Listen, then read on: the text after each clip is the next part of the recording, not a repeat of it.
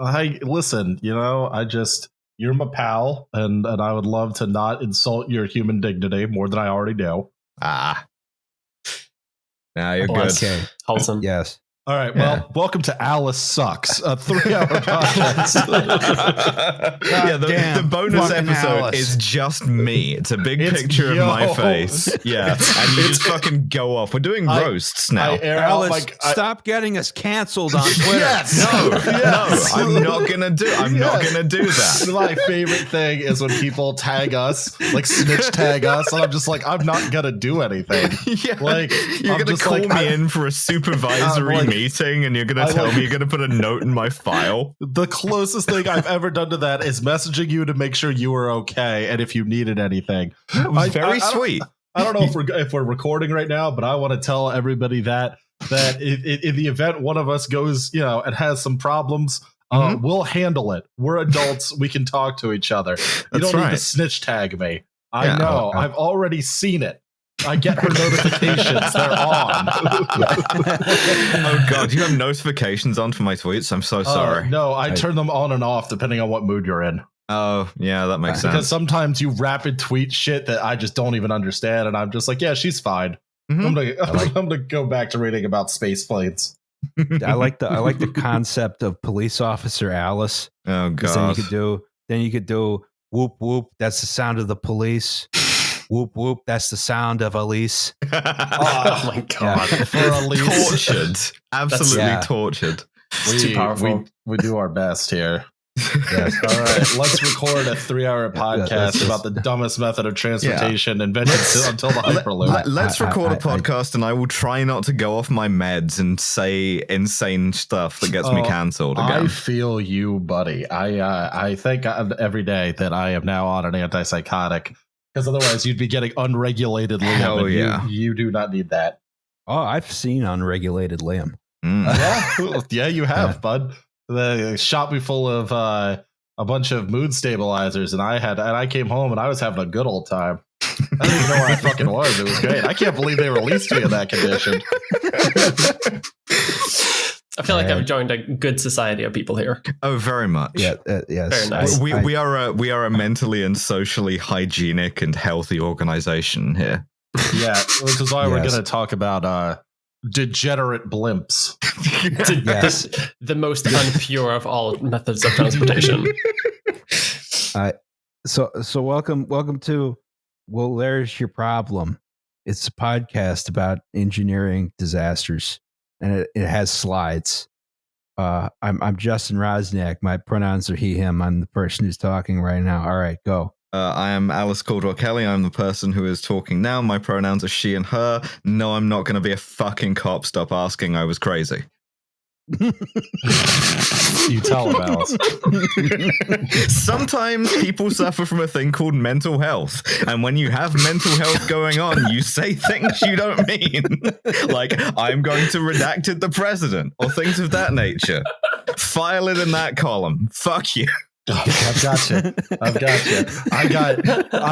There was a person we know who shall remain anonymous because I don't want to give them the attention. Who just posted a picture of my profile where it says ACAB, and it's like, I'm sure the other hosts of Well, There's Your Problem are going to handle this. And I'm just like, yes, actually, you dumb motherfucker, because I'm 29 years old and I too have mental health issues. Well, you handled it by the expedient of being friends with me, which is like a little bit too Care Bear for our brand, but genuinely is what happened. So. No, because people are starting to like the group therapy with Liam. I saw that. Yeah, that's true.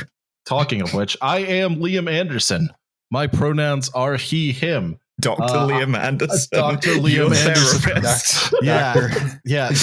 Doctor. I charge $150 an hour as well, but I'm not going to do it to reward your worst instincts. I mean, you probably will on some level. Oh yeah, eventually. No, I will. Yeah, Listen, exactly. Having done whatever 15 years of cognitive behavioral therapy, I can tell you. It doesn't work for Liam. That's all I got.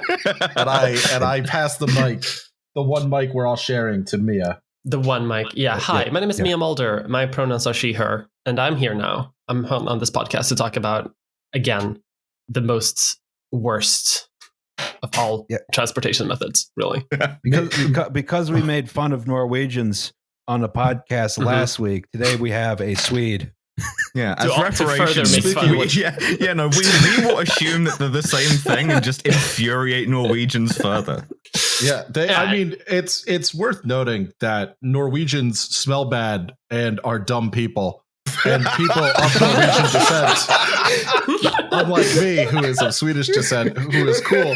Shout out to the guy who thought that snus was Norwegian, by the way. I have not forgotten you.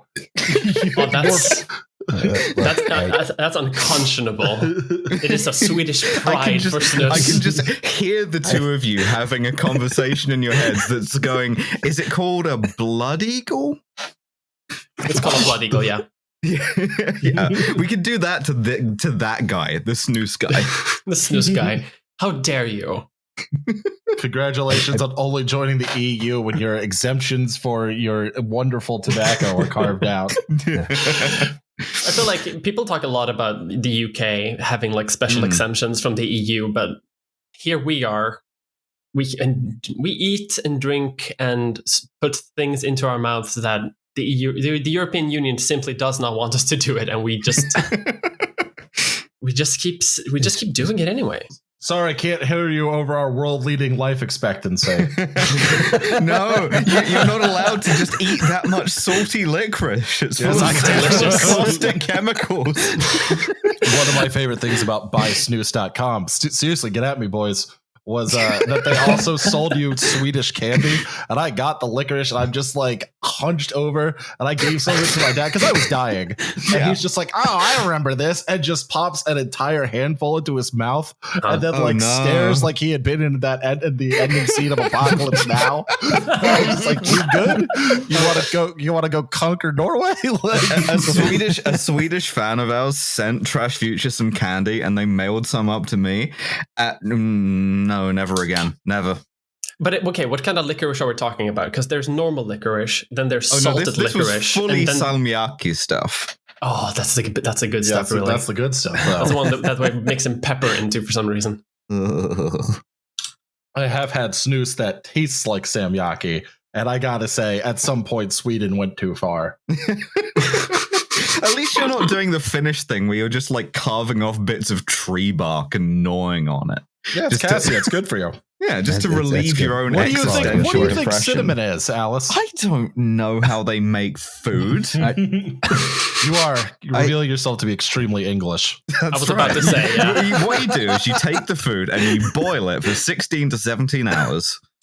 And then you get a nice corned beef at the end of that. Yeah. Yeah, that's right. Yeah. You make a nice aspic. Delicious. Yeah. How about instead you rot that food instead? Yeah, what if we just buried it and forgot about it for a while? Yeah, delicious. Speaking of burying things, Zeppelins. Speaking of Zeppelins, yes. Today we're going to talk about Zeppelins. We're going to talk about the most famous Zeppelin, but we're also going to talk about a whole bunch of other Zeppelins because Zeppelins are funny. I'm excited Mia suggested this topic. I had a lot of fun researching this. Yeah. Blimps, inherently funny word. Yes. Rigid airship. Yeah, it's a rigid airship. Airship, Alice.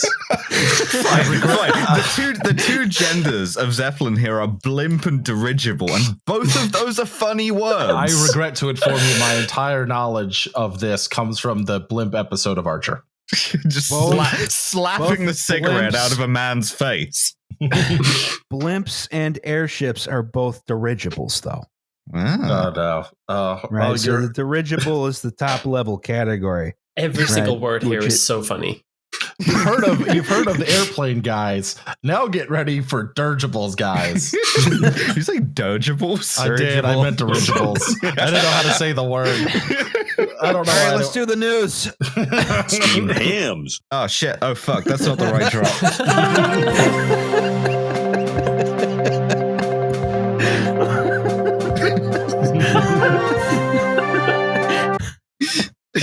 Okay. Fuck you. I keep mapping the button to different things.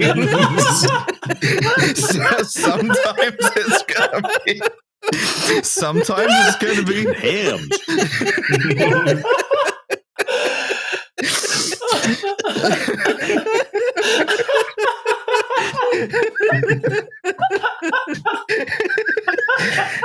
I make a valuable contribution to this podcast. I think so.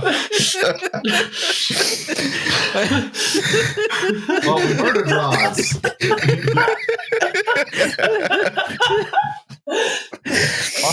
Yeah. It's more of an Albany expression. All right. Oh God. The big telescope in Puerto Rico fell down. Yeah, because of fucking James Bond dropping Alec Trevelyan onto it, right? It's unfortunate, Yes. but yes, I mean, at some point they had to do That was it in a real good life movie. to make sure that the film would also work. That's why they did it. So what actually Yes. happened, right? Like one of the big retaining cables holding the actual like telescope platform over the thing just fucking snapped, right? Ate it, right? Yeah, it was in bad shape for a while. They just didn't do the maintenance they had to do on it because it's Puerto Rico. Oh, smart. They were Jesus listening Christ, to- Roz. I think he meant because of the hurricane, man. No, I'm saying because of systemic disinvestment in Puerto Rico. Oh, Yeah, which is I feel makes sense. But was it like I heard like mixing things about whether or not it was intentional or not? But was it like it was a disaster I bad thought thing? it was that it was planned to happen anyway, and it just sort of whoopsie daisy, sort of regardless. Well, like an There early was- demolition. Yeah, that's Yeah. what I had There was thought. it was as some folks took a look at the thing and they're like, yeah, this is gonna go. It's too far for us too far gone for us to reasonably do repairs. So they were like just sort of monitoring it, and then while they were doing an inspection, it just decided it was time to go. Well, they had a drone up, right? There's footage of it. Yeah. If we could Yeah. ever get fucking YouTube videos to work within the YouTube video that we make, we would post it. But Slow down. Yeah. That's a bit too much. Mhm. Well, what have we learned from this other than that all human scientific endeavor is doomed to failure and entropy? Yeah. Well, the Chinese have a nice fancy telescope like this now. It's all like shiny and stuff Ooh. too. Oh, so that's Yeah, that's the end result. That's where the final destination of all of Western science is going to go. It's just going to be owned by the China. Chinese version. That's better. China. Going to China. Yeah. China. But you got to do it in that voice too. You or it gotta do doesn't the count. Trump voice, yeah. China. God, it's so fucking Thanks, man. satisfying to do Trump voice about anything, really. Like It's you can gonna just be- find it's- yourself slipping into. I'm gonna miss him. I know, Oh, right? wow. Hot Hot take. Yeah. No, give me this much, right? He's America's in many ways worst, and in also many other ways funniest president. He Yes. is by far the funniest president ever. Yeah, He's a very yes. funny president, yeah. Oh God, I'm gonna vomit. We're going to be looking into this very strongly and certain other things in relation to telescopes. The power of Okay. nuclear is unfathomable. It's so strong. It's stronger than you very can ever strong. think. Yes. I love the question they asked in the 2016 debate, which was like, "What's the most important part of the nuclear triad?" And he just shit in his own mouth. And I had an answer prepared, which was, "You say the planes because planes can turn around." Mm. Mm. I simply misunderstand the question. Revealing himself as a NatSec guy. Yeah. In an alternate timeline, your is at Liam Wonk, and like the profile picture has you in a suit and like shaven You, too. you work for lawfare. Yeah. Ben Wittes, you piece of shit asshole. I will say, I do like the National Security Law podcast, and I do listen to that. Steve Vladek, if you're listening, good If you're out podcast. there, yeah. That's good. Just it's because like I think a lot of it is that people don't understand the laws that the government's shitting on every time they just take a guy to Cuba. Mm-hmm. So, and it's important to know, although it doesn't matter. And one day this will all be nothing, and at least our podcast will have done better than their podcast. Yeah, but it's of interest Yes. to like see the speed markers go past. Yeah, just to be like, Right. oh, they're ignoring this law now too. Hmm. Oh, that's not good. All right. In other news, also Steamed related to the hams. presidency, Oh god, not again. Did you see Josh Barrow tweet that he couldn't think of a higher level US federal government position? I just saw this. Where it was more useful that somebody be able to speak Italian, which Pete Buttigieg claims to do, as Secretary of Transportation. Because the trains are cheaper. Because you could go to Italy and find out how they built stuff so cheap. The answer, corruption. Yeah. Yeah. There's no laws. Yeah, like it's not like we have a good example of an Italian road bridge just collapsing onto a city, right? I mean, Italian trains do famously run on time. It's true. All I'm saying is America should get ready for a lot of mysterious acts of God's love. Anyway, we see here Pete Buttigieg climbing the fence to go take over Venezuela. He has now gotten the DOT position, and it's like, oh God. Well, I mean, At least he's not better than VP. Rahm. Yeah, he's better than Rahm. He's not, but he's not good. He wanted U.S. ambassador to the UN, so this is a step down. I think it's funny that they just shoved him in DOT and they're like, hey, go fuck yourself, Pete. Go play with your fucking train set. Go get owned by the people who care about transportation, i.e. us and a bunch of other extremely online people who are just going to shit on you for your entire term. He's going to have a lot of train posting in his mentions for years to come. And there's a lot of people who are just like, he stood up to homophobia and this and that. I'm like, I don't care that he's gay. I care that he's a soulless McKinsey careerist. Somebody posted, like, can you imagine being a gay boy and realizing that you could grow up to be the Secretary of Transportation?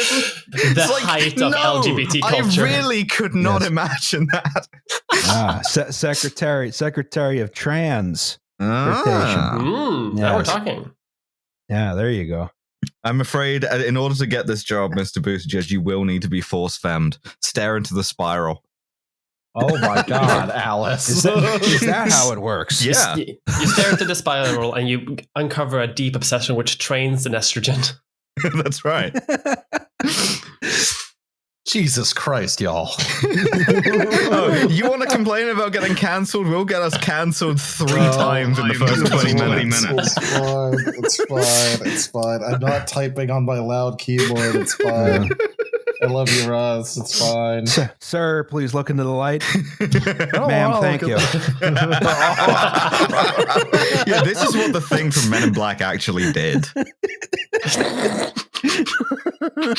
We found out a perfect what's the word? Amnestic device. Yeah. It just turns them all trans. All right, that's fine. I'm just saying, if it works, it works. Green light. Yeah. Listen, if we can do a remote viewing, we can do the CIA the just trans pay ray. for anything. Yes. You know the CIA has like a deep bunker somewhere where they're experimenting with the correct amount of dosage of estrogen. They did do this. I'm positive they did do this, that there were like sneaking estrogen into Castro's food and shit. They tried to make a gay bomb. Yeah, the gay bomb. Yeah. I always imagined that just being like somehow like aerosol MDMA that just makes people horny as hell. That was basically what it was. Like the idea was to like lower inhibitions enough that like you could make people then be gay, which to me seems like the highest order of projection. Yeah. There was just like, Matt, I would fuck all of my coworkers if I didn't have inhibitions. So we got to get some MDMA in them. I'm just saying, with enough MDMA on the front line, you can do anything. That says how the Christmas truce happened. All right, let's talk about steamed hams. No, not anymore. We're talking about balloons. Okay, so lighter than air transportation, right? So some of the first recorded lighter than air balloons. Well, balloons are lighter than air. But what are some of the first recorded balloons, hot air balloons, were the Kongming lanterns, which is, basically just a candle in a paper balloon. This was invented in China in the 220s AD. China. This guy. In China. Cool. China. Right. And so this was used for military signaling, but also decorative use. They're nice and pretty, right? Yeah, they're nice and pretty. How did it work for military signaling? Because you can be like, if you want to attack, send up one balloon. If you want to retreat, send up two. That kind of thing. What I was thinking about was colors. wind, but I suppose they could have had them on one tethers if by or something. land, two if by sea. Yeah, all right. Learn your American history. God damn it. You could put like Those were different land. colored shades, I guess, probably. It's snowing pretty heavily, Roz. I'm going to come over there and kick your ass in the snow. You're going to wade through 1.5 feet of snow to go and kick Can his you ass. imagine just me, like, in the middle? Just shuffling like John Henry, trying to clear a path on the sidewalk just to go and kick his ass. So And that's American history. after this, after this, civilization degenerates. Yep. But then, then the Deeply. Enlightenment happened, right? Lots of empirical laws were discovered describing the behavior of gases, right?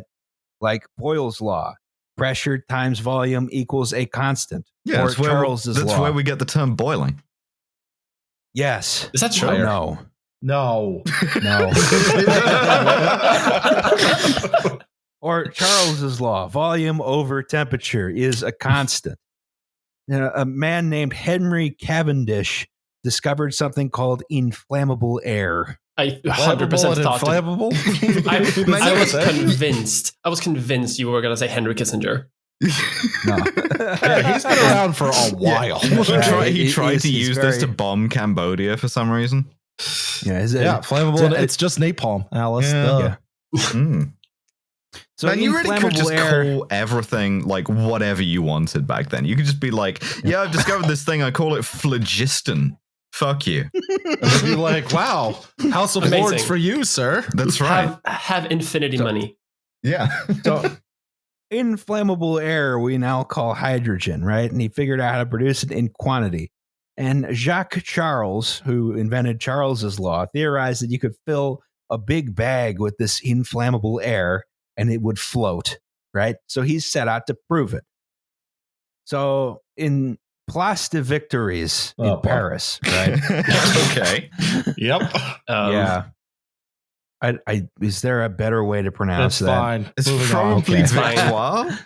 Victoire. That's Place de Victoire, Paris. In Victory Square.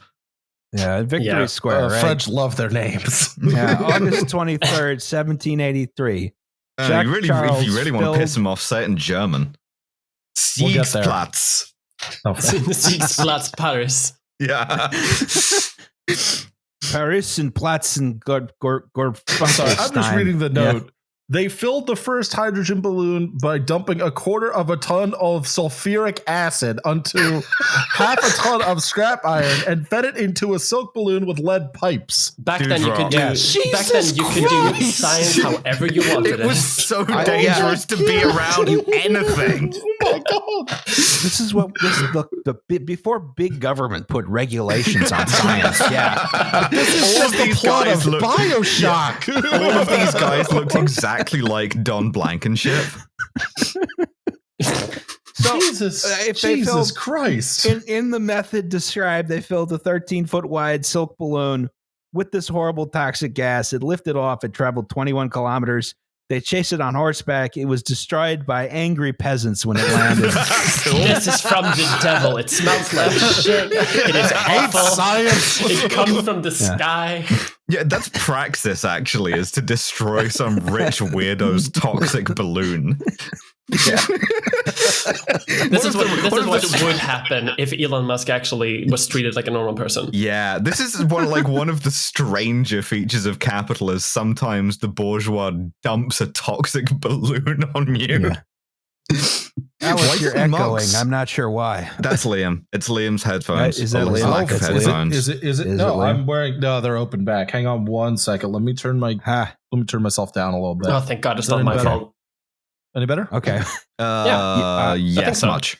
Yeah, Yep. I have no echo. Okay, we're good. All Sorry right. about that.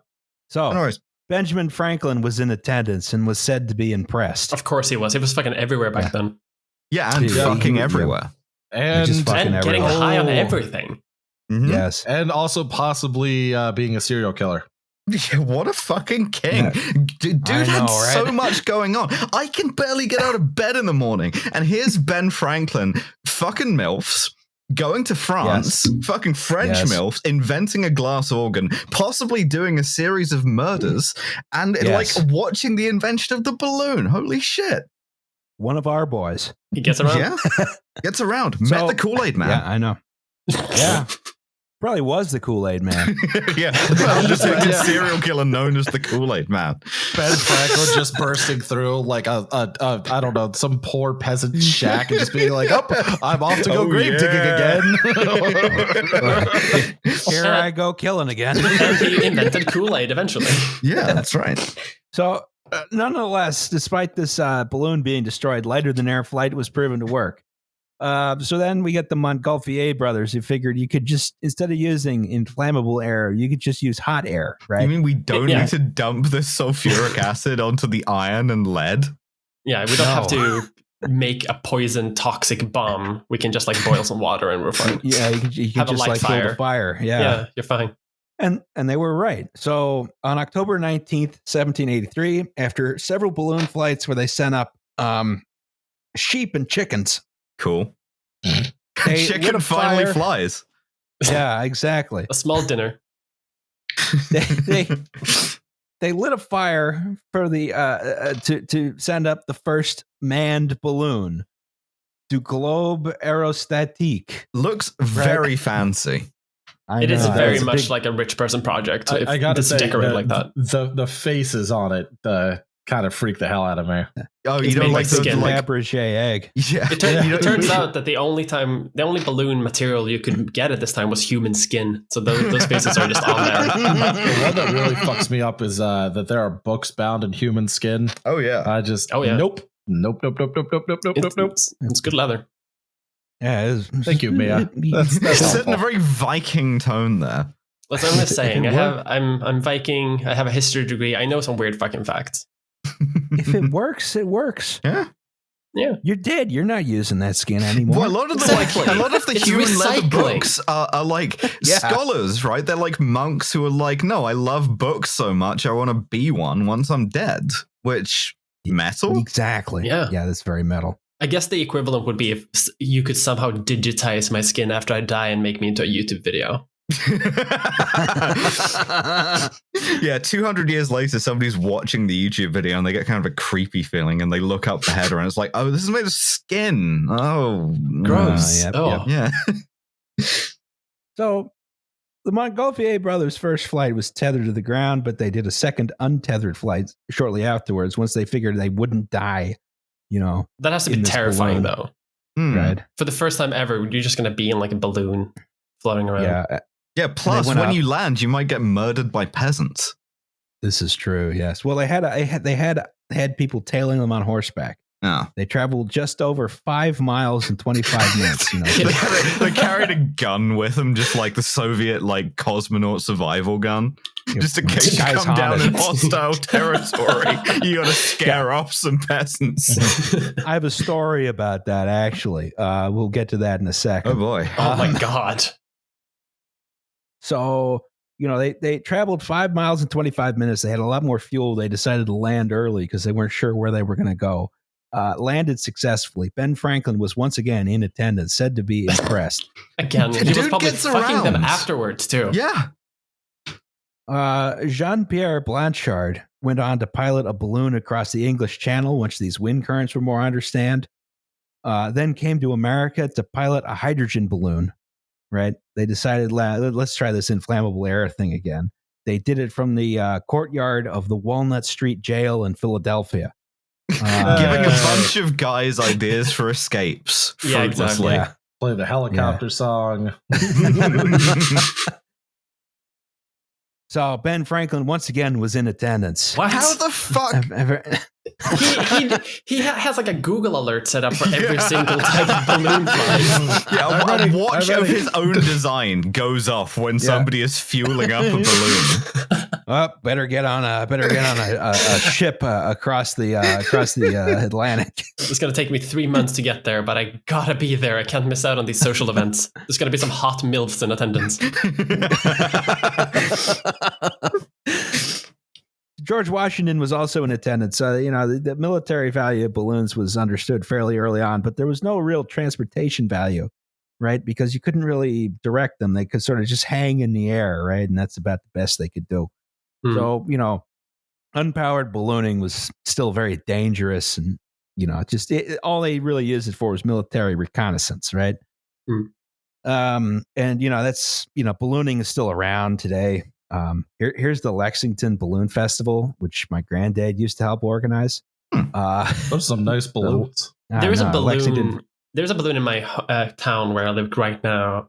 There's only one balloon in the local balloon club, and it is a huge picture of Shrek.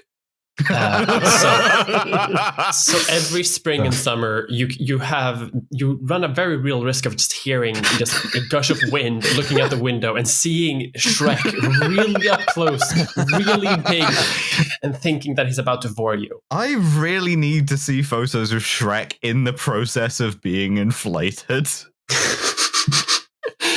I can't provide that, but I'll see if I can find some of him just hanging in the air. Cool. The Lexington, Virginia Balloon Festival, right? It used to be regularly attended by the Remax balloon. Remax is a real estate company in the United States. Their symbol is a balloon. So they give you a chart at the balloon festival that says, these are farms you can land on. These are farms you cannot land on. Nice peasants, and angry peasants. Yeah. Yes. Yeah, so the Remax balloon encountered a problem probably about 10 years ago, and they were forced to land on an unfriendly farm. Oh, boy. In enemy territory. There were no survivors. The farmer came out with his tractor and threatened to run over the balloon if they didn't get it the hell off his land. Once again, dudes rock. That man was Benjamin Franklin. Yeah. The Remax balloon has not since returned to Rockbridge County. It's traumatized. It is, yes. That's some Lexington, Virginia lore for you. Anyway, now that we're 30 minutes in and 4 slides in, let's talk about the Gifford dirigible, right? This is a man named Baptiste Jules Henry Jacques Gifford. Oh, too many names. Hey, too many names. Those are 4 people. You've got a double-barreled last name. I've got a double-barreled last name. That's true. People don't know that you've got a double-barreled last name, though, because you always just introduce yourself as Liam Anderson. I know. Yeah. It's a secret. Yeah. A secret hidden name. Liam Franklin Anderson. Yes. I have been at every balloon launch in the world, actually. Me and B Franks chilling, Franks, fucking French MILFs or whatever. Just not being serial killers. Not being serial killers. Maybe it wasn't serial killers. That bench at University of Pennsylvania. I fucking hate that bench, dude. I fucking hate that bench because Zoe's a freshman who are like, oh my God, I got into Penn. And it's like, A, should have gone to the good Ivy League school. B, fuck you. Penn tried to get me to go to Penn. Like there was that would have been really funny. And then we would have met. And then we probably Aww. No, there was missed opportunities. But there was a guy from the Ivies who like came to my school to like try and recruit, which just tells you how fancy my school was. And he was like, yeah, no, you should go to Penn. Come to Penn, it's good. And, if I had done that, I would have started an engineering disasters podcast like 5 years earlier. And then we all record this in a room as opposed to in several rooms. Yeah. Okay. We have 3 separate recording stations. The mic feed is just untenable. I mean, listen, I will continue to argue that Philadelphia and Glasgow are the same city, just geographically displaced. They're the same place. Okay. It is a sort of SCP situation where it is in a superposition of both places at once. Yeah. It's like the city and the city. You look round and you're in Philadelphia, and then you look back round and you're in Glasgow. Yeah. So all y'all hate London, we hate New York City. That's right. That's all you need. Okay, but we're talking about balloons, right? I'm going to bring us back to balloons. So this guy, Baptiste Jules Henry Jacques Gifford, invented something called the steam injector in 1852 that allowed locomotive boilers to be refilled with water while they were under pressure, right? But using his device, he invented a miniaturized steam engine, and he built a steam-powered balloon in that same year, 1852. Oh, Filled again with inflammable air. Just right? inventing That's stuff this by guy. accident, a classic tradition. Yeah. This is a model. This is one of the only known photographs.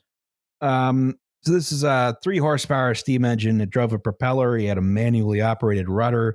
The whole thing weighed about 400 pounds. And, you could navigate it to basically any destination as long as the wind was okay, right? if the wind is high, you die instantly. Oh yeah, you go. You no, go. you just go slowly backwards. Oh really? So and he proved it worked. He managed to fly from Paris to a point slightly outside of Paris, where he said he was going to go. Right? Yeah, he did what he said he was going to do. Then he did some donuts around the landing site to prove it was under control. Making yeah, the I burning totally rubber meant to noises do that. with his mouth. Just some guy 40 feet in the air. No one can hear him at all. He couldn't go back though because the winds were too high in the opposite direction. Oh, that's a shame. So yeah, he has the first piloted dirigible flight, and then after that he went back to doing not much of anything. His eyesight started to go, and in 1882 he killed himself. Oh, because of declining eyesight. Yeah, reach out to your people. That's one hell of a reason, really. Well, I mean, I don't They know had what glasses in 1882. They did have They glasses. had Yeah, Was he just like, no, Yeah, fuck off, I will never wear stuff on my face? I want a contact lens or nothing. Yeah. yeah. He chose nothing. I need I'm trying laser to- eye surgery. Yeah, I'm trying I to don't know what lasers I'm trying are, to but- save up for laser eye surgery because I can kind of feel like the way he's feeling, of just like, yeah, fuck wearing this bullshit on my face all the time. But I don't know that I would kill myself. I mean, it's Yeah, 1880. I It's 1882. You may the times are shitty all over anyway. That's The true. default is pretty low. I feel like you probably have like a monocle or something. You could look sophisticated back in I would 1882. like a monocle, yeah. You could get away with that stuff. Maybe back the then. ultimate flex is to get laser eye surgery and wear like a blank glass monocle anyway. Oh, dude, that'd Yes. be cool. Maybe Get a big top hat, maybe he yeah. did wear glasses, but he couldn't wear them in the big blimp thing. Oh yeah, because you gotta would wear fall like off. goggles over. You can't You wear gotta wear the goggles over goggles, yeah. glasses. Yeah. Well, you're only going like 10 miles an hour. Like it's a pretty leisurely pace in these early dirigibles. Yeah, but you're up in the air. You might get hit by like a bird or a bug or something. Oh my god! A bird flies straight in your eye. Yeah, bird strike meant something very different back then. That I know, will make you have declining eyesight. Mm. Yeah, yeah. A bird flies in your eye and just gores you. So God damn, There's not- dude. in this time, there's not a huge amount of progress in dirigible technology, right? The materials weren't there. Trains were a lot faster. Yeah, this So, is these this is a theme, as it turns out. Yeah, exactly. But we have to talk about another ridiculous Victorian character,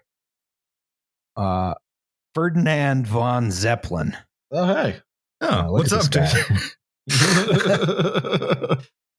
Is this the guy for whom the Zeppelin is named? Perhaps. As it turns out, Wow. If not, that's an even more interesting story. Massive coincidence. So Ferdinand von Zeppelin was born July 8th, 1838 in the Grand Duchy of Baden. At a attended a- town called Zeppelin, maybe. It's like Actually, Leonardo da Vinci. yes, It's just like actually. Leonardo, that guy from Vinci. Yeah. Yeah, I always liked that. The town of Zeppelin only has one P, though. Huh. So he's a Yeah. misspelled Zeppelin. Oh, that's a shame. Yes. Probably got laughed So- at all by all the other Zeppelins at Zeppelin school. At Zeppelin Well, High. no, he was a count. He was a count, though. I mean, he had a Oh, title. he of could just have a guy nobility. executed if he wanted. Yeah. Oh, and I The mean, town- nobility the town love was misspelling misnamed. stuff. Oh, I guess so. Mhm. Yeah. He went to a Polytechnic University in Stuttgart. He became an officer in the Prussian army in 1855. And like all Prussians of that period, like Peter Joseph Osterhaus, August Willich, also Karl Marx and Friedrich Engels almost decided to take a leave of absence from the military to go observe the American Civil War. Yeah, just go on vacation to see a bunch of dudes get their legs shattered by mini balls. It's a good entertainment at the time, to be honest. At the time, there's no Netflix, there's no Twitter, discourse. All you can do is go to sit on a hill and watch people get legs blown off. All you can do to be fair, is still better than housing Twitter. Yeah. But that happened, though. The first Battle of Bull Run, it was close enough to DC that a ton of DC residents came and had a picnic. Yeah, and you go sit on the hill and watch the battle. Assuming that, the good guys were going to win and the good guys didn't, got overrun. And you just had Union troops stream past your picnic site. Not great. Not great. Yeah, not so good. That was very common too. Like people would do that all the time. People didn't stop doing that until like actual footage from war started coming in and people could watch it from their homes and realize that, this is actually horrifying. Yeah, you wouldn't like go to the Somme to spectate, but like before that, you wouldn't. Game. Well, I would. I'd love to. Well, I mean, I don't know. I mean, you could probably just still do it. Like, is there a strategic purpose in like shelling the picnickers? I guess there might be like spies. In which Justin bring enough for anybody? War crimes.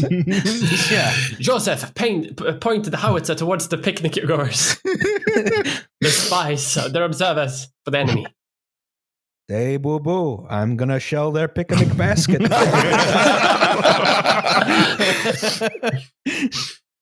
The phrase ants at a picnic, except the ants are in fact shells. So, all right, just trying to enjoy a nice day with my family, watching guys get their legs blown off with cannonball. And I can't do that because now I'm being my champagne is being shelled.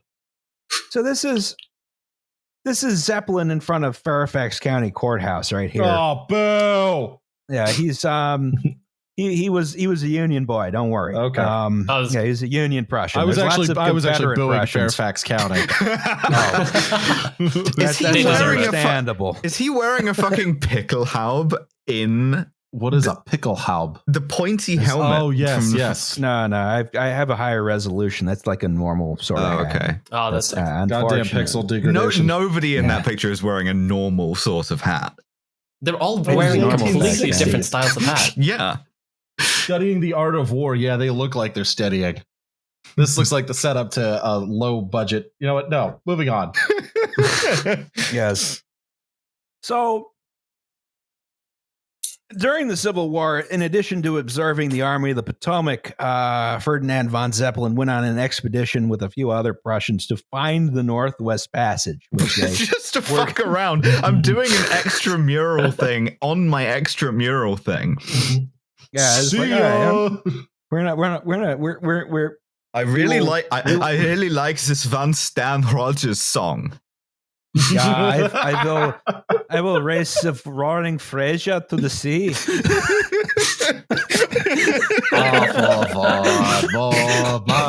I will take the Northwest Passage. Also where his sea of flowers began. Talk about the tardiest explorer. Holy shit, dude. This is an episode. All right, so anyway, he made it as far as St. Paul that's very what would far. become Minnesota, right? That's very far from the rest of the Northwest Passage. Yeah, he's got a hike to go, man. It took a long time to get places because they didn't have Zeppelins yet. So another German, John Steiner, took him on his first balloon ride up there in St. Paul, Minnesota. And Zeppelin was like, this shit's fucking great. When he came back to Prussia, having not found a Northwest Passage on account of it not existing, he came back. He was still an officer in the Prussian military. He did a whole shitload of war in order to unify Germany. Yep, classic Prussian activity. I know, right? Well, what else are they going to do? I know, right? There's nothing to do in Germany at this time. There's nothing to do in Germany except invade Denmark, fuck with France. Yes. Invent communism. Yes. And that's it. Yeah. Which, in fairness, would also have involved unifying Germany. Also true. Oh, yeah. So, in a very different way, though. And he founded a company called Luftschiffbau-Zeppelin to build airships. Luftschiffbau-Zeppelin. We love to bow a Luftschiff, don't we, folks? I'm gonna Love to. gonna Luftschiff Why are some people bow always Zeppelins. fucking yelling in my house, dude? So I live with 2 other people, and it's just like I said, it's like living in a frat house, and I'm just waiting for someone to hit me in the face with a fire extinguisher. So Zeppelin retired from military service in 1890 at the age of 52, right? He started trying to design bigger and better Having done balloons. 5 minutes worth of actual work, he went on to retire. Well, listen, like if you lived in Prussia, you were just kind of a military officer by default anyway, and you just kind of did that all the time. So Yeah, and Does also it- like engineering was basically military service until like the 1920s. yeah. Yeah, and even then, even now, when you think about it. But like we make a lot of jokes about Prussian militarism, but like basically everybody in Prussian society had like an analogous military rank or like a full one just for doing their Yeah. regular shit. So Honestly, yeah, we should have ranks on this podcast. Let's get real. yeah, I want to be a captain of something. It's the coolest rank. Sounds dashing to me. Yeah, captain's a good rank. I want to be a brigadier of some kind. Rear Admiral. Rear admiral. Absolutely no service consistency throughout the podcast. We cover diversity. Cool. That can be That's right. captain of the Space Force. Mhm. All right, so how do you make these balloons bigger and better? And Zeppelin comes up with the idea that what if these balloons were contained within rigid frames, right? No one had thought So- about that before. And no one had thought about it. Had been thought about to my knowledge, but I didn't write it in the notes. So he patented something called a Oh god. Lenkbares Luftfahrzeug Oh, mit Jesus, Herren what, man? and it the track He patented ein lenkbares Luftfahrzeug mit mehreren hintereinander angeordneten Tragkörpern, a steerable airship train with carrier structures arranged behind each other. Yeah, that's what he said. Yeah. Yeah, that's Exactly. what I said. This was LZ1. That's a picture of it right here. It's an enhanced photo. You can see how someone went with a pencil and drew in the top of the airship because they didn't know what exposure was back then. They're still working some stuff out. They've only been doing photographs for a few months. They're figuring it out. So this was an airship made with a frame of extremely expensive 1890s aluminum, and 1890s aluminum was a luxury material, right? Like the Washington Monument has an aluminum cap because that was the most expensive material they could get at the time. They just built a Zeppelin out of the equivalent of like diamonds because they could. Yes. Yeah, and then they found out aluminum could actually be very cheap afterwards. Missed the timing. Womp womp. So LZ1 made its maiden flight on July 2nd, 1900. This ship was 420 feet long. Nice. Nice. Nice. That's the weed number. Had 69 diesel engines. A lot of It diesel. actually had 2 diesel engines. Oh, do we have the picture of that? 2 Daimler engines right here. That's this guy. Oh, these fucking things. Both of them were 14 horsepower. They both drove 2 propellers each. What's the displacement on these? It's a 440 big block.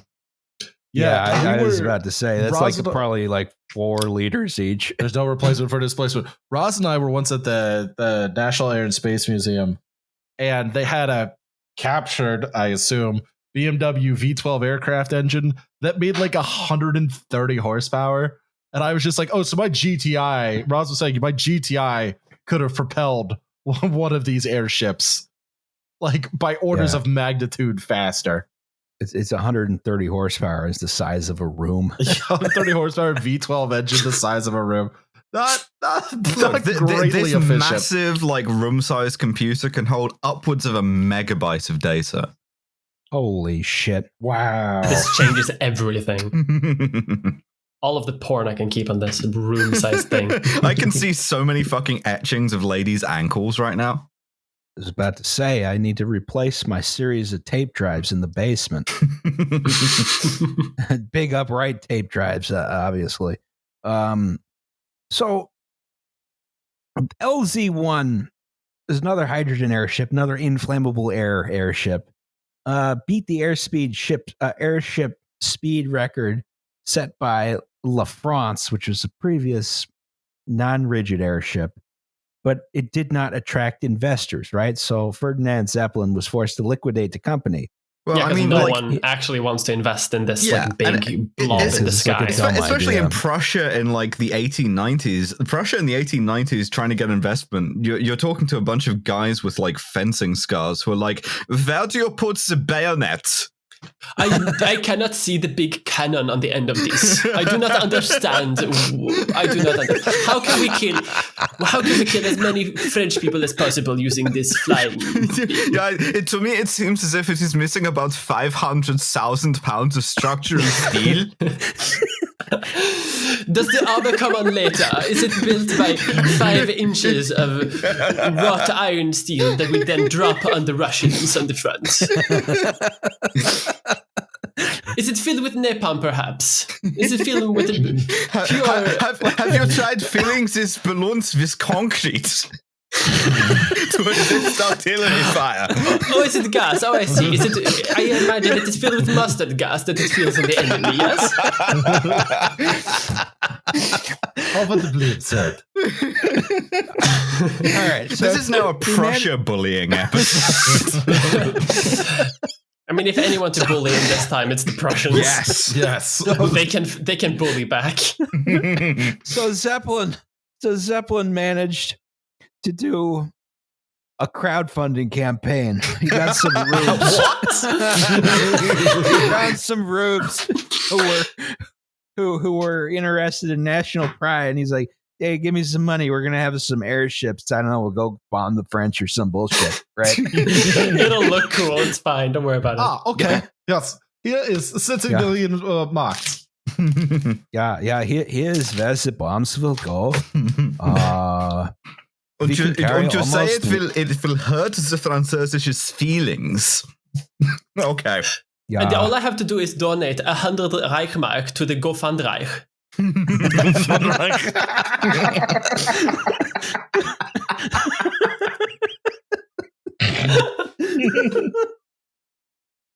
Oh, this is going to be a disaster.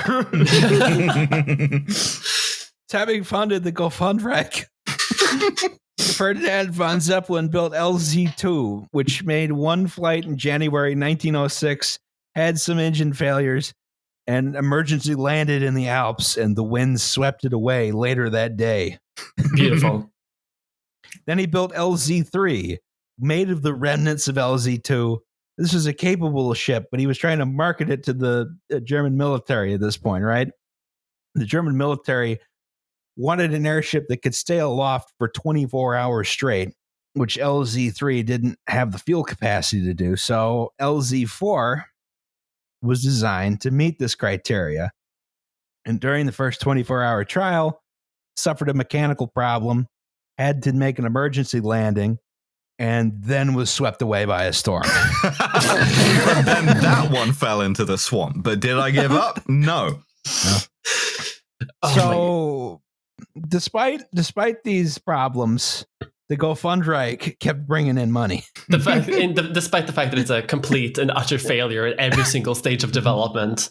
Yeah. So, it's just like Kickstarter. Yeah. Is this genuinely one of the first, like, subscription-funded engineering projects? Because it feels that way. It seems like for only 10 Reichmarks a month, you too can have a small inscription on the side of the Led Zeppelin. Just dropping a series of bombs onto Paris, followed by a note with a list of my Patreon backers. It's in perfect fracture. It's like, this was made possible by the generous contributions of Friedrich von Hindenburg. Ludwig von Hindenburg. Sending Franz von Hindenburg. Thanks so much for subscribing to my GoFundRec. T-shirts will be mailed out soon. Thank you so much, you guys, for watching. They will be bombed on top of you via airship as well. Yes. Yeah, My makeup tutorial channel will be launching very soon. You can hit me up on socials. I am at Glorious People's Zeppelin Republic of Nazi Socialism. I too many syllables. Sorry. Yeah, I fucked that up. We've lost control of this bit. We're gonna have to make a controlled landing. No, the wind. There are no controlled landings here. I have sent you messages on the Twitter, Patreon, and GoFundRec. I think the airship would work better if it were heavier. Shut up. For only 2000 Reichmark, you too can propose design solutions to all my problems. The RSS feed for the GoFundRec is not working. I know that you control Apple Podcasts yourselves. Wo kann ich purchase ein Prussian Secret Service card? All right, let's move on to the more Zeppelins. Hold it back on topic. Yeah, we'll try.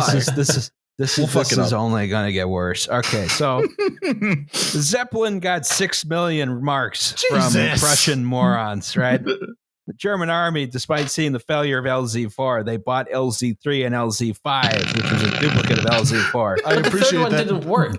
And they bought it anyway. No, the third one didn't meet their specs, but it did work. Okay, so it's fine. We'll buy it, but we don't. It's not working. That is, I appreciate that a constant thread throughout history is militaries are just the dumbest, consist of just the dumbest fucking people. The easiest people to sell anything to. Jesus. Yeah. So Luftschiffbau-Zeppelin's future was certain. So let's talk about the pre-war Zeppelins. This is pre-World War I. So Count Zeppelin started DELAG, Deutsche Luftschiffahrtsgesellschaft, the German Airship Travel Corporation, right? Deutsche Luftschiffahrtsgesellschaft. Yes. I don't speak their, what's an animal from Germany? You might have to narrow that down a little bit. Do you guys have mongoose over there? I actually don't know if Germany has mongoose. I don't think they do, but I have no clue. They're so close to me, and I have no idea what the hell is in Germany. You're just looking over the border, like, what are they doing over there? Oh, weird cousins, across the water. Gotta watch out for those guys. So, all right, so they start building more airships, right? And they build airships for pleasure cruises. That's the German Airship Travel Corporation's reason to exist, right? So LZ6 built 1909, destroyed by a fire in 1910. Hate to see it. LZ7 Deutschland built June 1910, crashed into some trees and was destroyed. July 1910. Just a 100% loss rate is looking fucking great. LZ8 Deutschland 2, first flight March 30th. March 30th, 1911, damaged beyond repair by wind, May 16th, 1911. They're all lasting like a month. If that, holy shit. Like disposable airships. Don't say that too loudly. That's going to be the new startup. Oh no. Single-use airships. I want to see Elon Musk build some airships. That'd be funny. Amazon's already doing it. It's very, we'll get into it. Yeah, that's right. Is that the drones thing? Oh. Yeah. That's photoshopped. That's not a real image. Yet. People, I don't believe Amazon can build an airship. If Count Zeppelin can't build an airship, Amazon can't. There's also the US military's new one where they just have a static one for ELINT stuff in Afghanistan. I don't know if that's still there, but they had it. I do not believe anyone can build a workable airship. It's like an autonomous vehicle. Oh, you're just a truther. I'm like, there's a blimp in Afghanistan, and you're like, no, there isn't. It doesn't exist. There's no blimps. It's physically impossible to build a There's floating no airship. blimps. There's The no only blimps, not a blimps take I are was ready owned for. by Goodyear and for advertising. I gotta tell you, I wasn't expecting to hear Roz go full. There are no blimps truthering today. Yeah, fair enough, though. I've seen the zoo balloon and I want nothing to do with it. They took it out, man. Did they take out the zoo? I thought Yeah. they replaced the zoo balloon. No, There's they no took it zoo out, dude. balloon No, anymore? they took it out. What on earth is There's a no zoo zoo- balloon? The zoo balloon It's a very fun thing to say. It's a balloon at the Philadelphia Zoo that you used to be able to go up and go about 1,000 feet in the air and then come down. It was on a tether. It was neat. I liked it. I never got to go up in You it, don't know what despite a zoo having balloon? worked at the zoo. Roz. I worked at the zoo. I never went in the zoo balloon. Okay, You worked I'm at the sorry. zoo? I worked at the zoo. Yeah, Yeah, you did. As Man of many what? talents. As an animal. I was a supervisor for a roof replacement, Ah. but also an intern. That's that good Philly city shit. I was an government intern and waste. I was supervising the project. Yeah. So LZ-10, the Schwaben, right? Oh boy. First flight June 26, 1911, managed 218 perfectly safe flights. Huh. That would happen. Destroyed in a gale That June was sick. 28, 1912. 219 go. That was 367 days, right? They had almost gotten the hang of this thing. Almost. They got their 1 year streak and then they got cocky. Yeah. Yeah. Then WW1 broke out. The big Now one. we got to talk about the baby killers. The baby killers, yes. So you're in WW1 Zeppelins. They're terrifying. They're inspiring. They're frankly embarrassing, right? The German Army and Navy both operated fleets of Zeppelins, right? So there were Navy airships. They were used in reconnaissance. There were Army airships. They were used mostly for bombing, right? Except they hadn't really developed good bombs yet, so they just dropped artillery shells out of the Zeppelin. I mean, that was true of Yeah. planes too. Like you would just have to try and shoot at people with a pistol, or like there was one guy who threw bricks out of his plane. So Like the early Yeah. bombers are just like weird biplanes where people throw hand grenades out of the plane Yeah, at low yeah. altitude. imagine getting If it killed by works. like a cinder block that a guy like heaves out of a That's cockpit at you. embarrassing. The Red It's- Baron flies over you with a big red brick. These Zeppelins, the early ones especially, could not carry many bombs. They couldn't really accurately strike targets, which I guess is still true of modern bombs. And they could, one of the problems with the early Zeppelins is if you had a pistol at ground level, you could just take this thing out, no problem. Just walking calmly out into the field with my Red Rider BB gun and sighting this big motherfucker up. Stopping the entire bombing campaign Yeah. on the Western Front and doing so. Yeah, and yet an icicle falls in your eye anyway. You'll shoot your eye out. You'll shoot your eye out. I thought I was going to make it all through December without having to hear a Christmas Story reference. God damn you. All right, so they were also blown off course a lot of the times. They otherwise missed targets, and a lot of people were killed in mundane training accidents with these airships, right?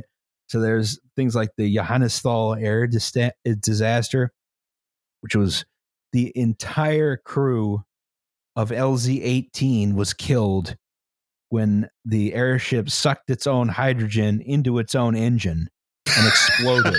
Yeah, you don't want that to happen. That's the worst thing you want. You don't want that to happen. That's this guy here, Zeppelin. We create solutions. Again, not a slogan that you want a German company to use. No. I'm glad we had the same thought on that, though. I just instantly, I was like, solutions. Germans. Liam Jewish. Uh-oh. Not so good. So one extremely successful Zeppelin raid, right? 3 Zeppelins dropped 4,000 pounds of bombs on Paris in March 1915, right? Only 1 Zeppelin was lost in that raid, right? And they wounded 8 people and even killed a guy on the ground with these 4,000 pounds of bombs. Good Lord. Wow. And then only 1 more Zeppelin crash landed on the way back. These are like helicopters. Like, although I will point out that like I was reading a history of like German naval aviation because I'm weird, and about the same time, a guy in a plane tried to bomb Paris. He wasn't in the army or anything. He just like had a plane and some bombs because you could just buy bombs then. And so he just like have some bombs. He was just too German, and so he just decided to like be more German by flying over Paris. And what he did was he dropped these bombs and then an insulting note in which demanded that France surrender. That guy's fucking dope. I want to be that guy. Jesus Christ, man. It's World War One. It's less problematic. Yeah, they're the kind of cool Germans in space. It's like everyone's They're all bad wars at for that empire war. anyway. There's no good sides. Don't you just want to bomb Paris like every once in a while? No, I really do. do. I feel like would it's like I like Paris. I would bomb Nice though. Oh, I would as a- absolutely bomb Nice. Oh, for sure. As a European, yeah, I feel a great fire within me and like desire to bomb various European cities. Leon must be destroyed. Mia just wakes up. Mia just wakes up like in Oslo. Like I know what I must do. So this is a picture of the LZ-31 or LZ-32 wreck. No one actually knows. Jesus, how many did they go up to with the numbering, just getting destroyed every time? It's very German though to like name every Zeppelin just like one number higher. Yeah. Well, yeah, you don't get attached that way. Well, they did the exact same shit with U-boats in the next and this one, right? So like you just have like U1, U2, and so on. Yeah. I fucking hate you too. They Just steering his shitty submarine. Stop it. They did it with tanks as well in the Second World War, which made it super easy for the Allies to just determine how many tanks they had built. Because they numbered each and every tank numerically in order. So they're like, oh, cool, this is tank 184. So they built at least that many. Yeah, Very good for intelligence. Yeah, what if we made the tanks in a strange order to confuse the Allies? No, we will Nine. make the tanks in order.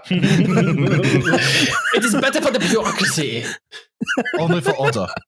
Only It for looks order. better on the paper, I promise.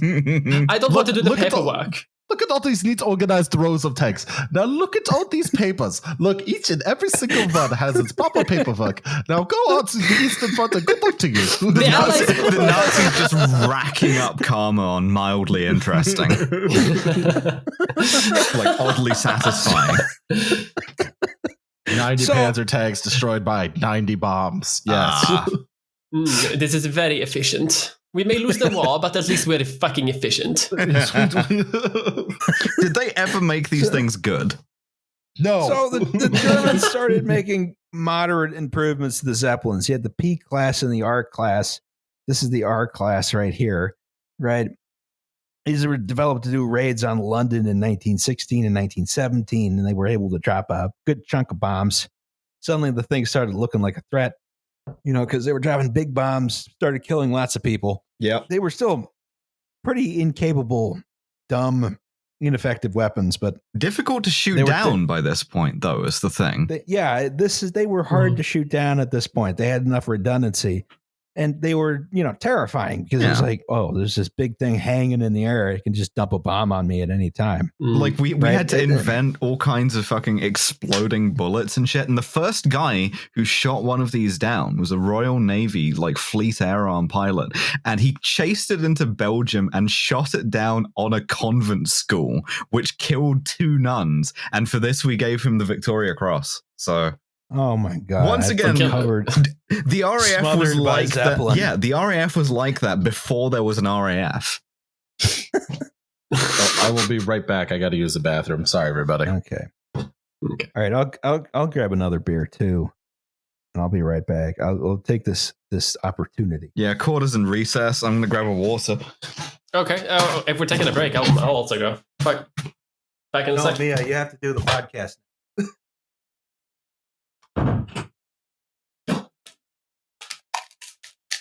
And we're back. Steamed hams.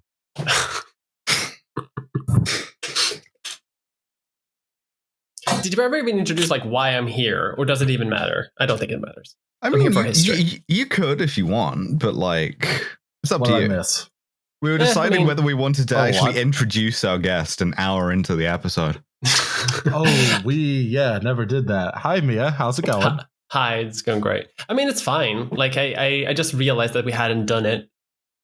I think people like, as long as people say, as long as we make it clear that I do history, then people are probably I'm here for the history angle and making fun of Germany. Are you here for comedy? Absolutely not. I've never made a joke in my entire life. Get off. Get out. Get out. The next 3 hours of this episode are going to be sources and footnotes for the previous hour.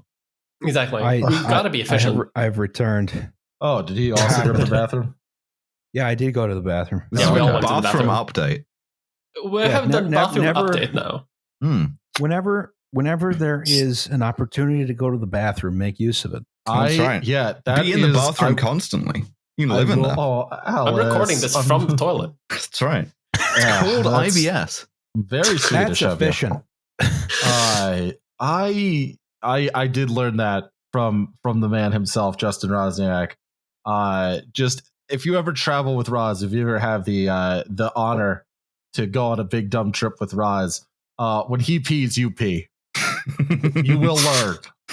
You are not smarter than Roz in terms of bodily functions. Always use the bathroom when you have an opportunity to do so, even Except- if you don't think you need to. Even though half Yeah, the time you you're should just do like, it. no, I don't need to use the bathroom. And then it's 10 minutes later and you're like, I need to pee. And I'm just like, are you fucking joking me? It's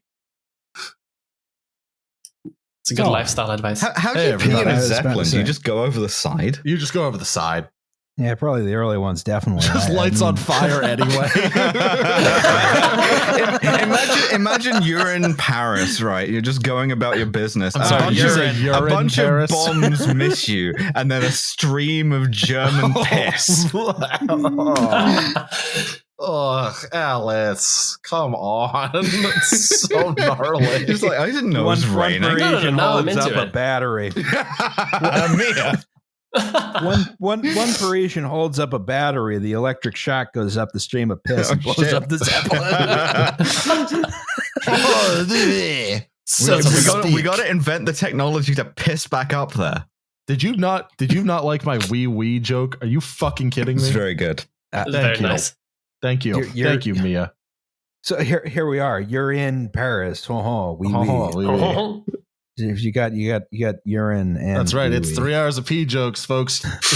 Subscribe to our Oh, you want to be Patreon. optimistic and say we're going to keep it to 3 hours, huh?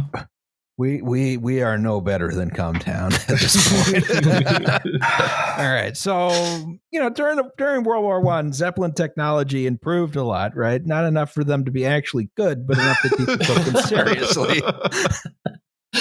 So World War One ended.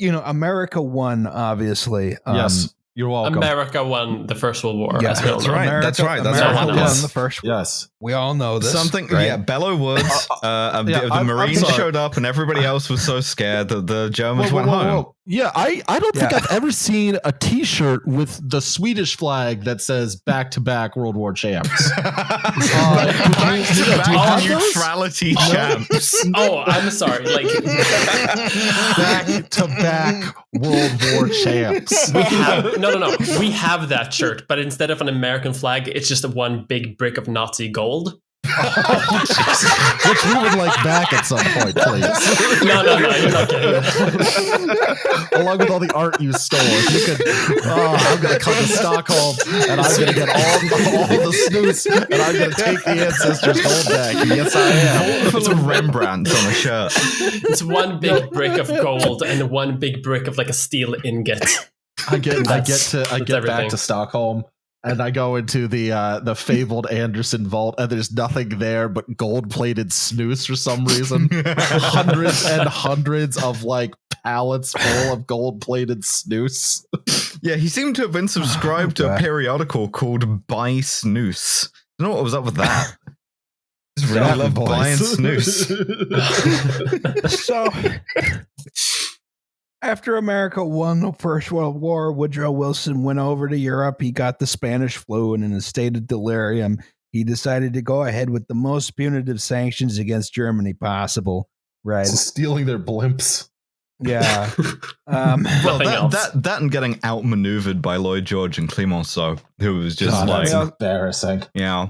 Well, I mean, the war was obviously Germany's fault when Kaiser Wilhelm shot Franz Ferdinand. That's right. Personally, Yeah, what I with the heard. Kaiser gun, yeah. Yes. So Germany was forced to pay a whole bunch of reparations and was also banned from having a standing army. Ferdinand Zeppelin had died late in the war.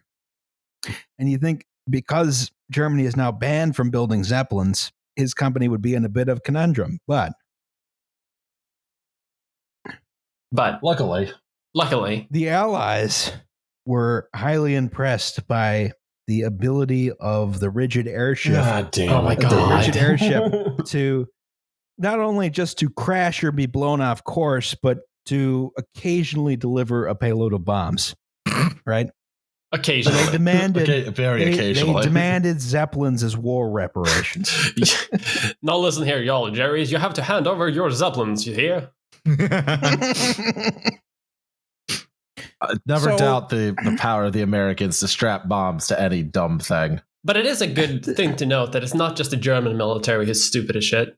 Oh no, my Yeah, goodness, oh, no. no. This is the salad days of the American military being stupid as shit. Yes.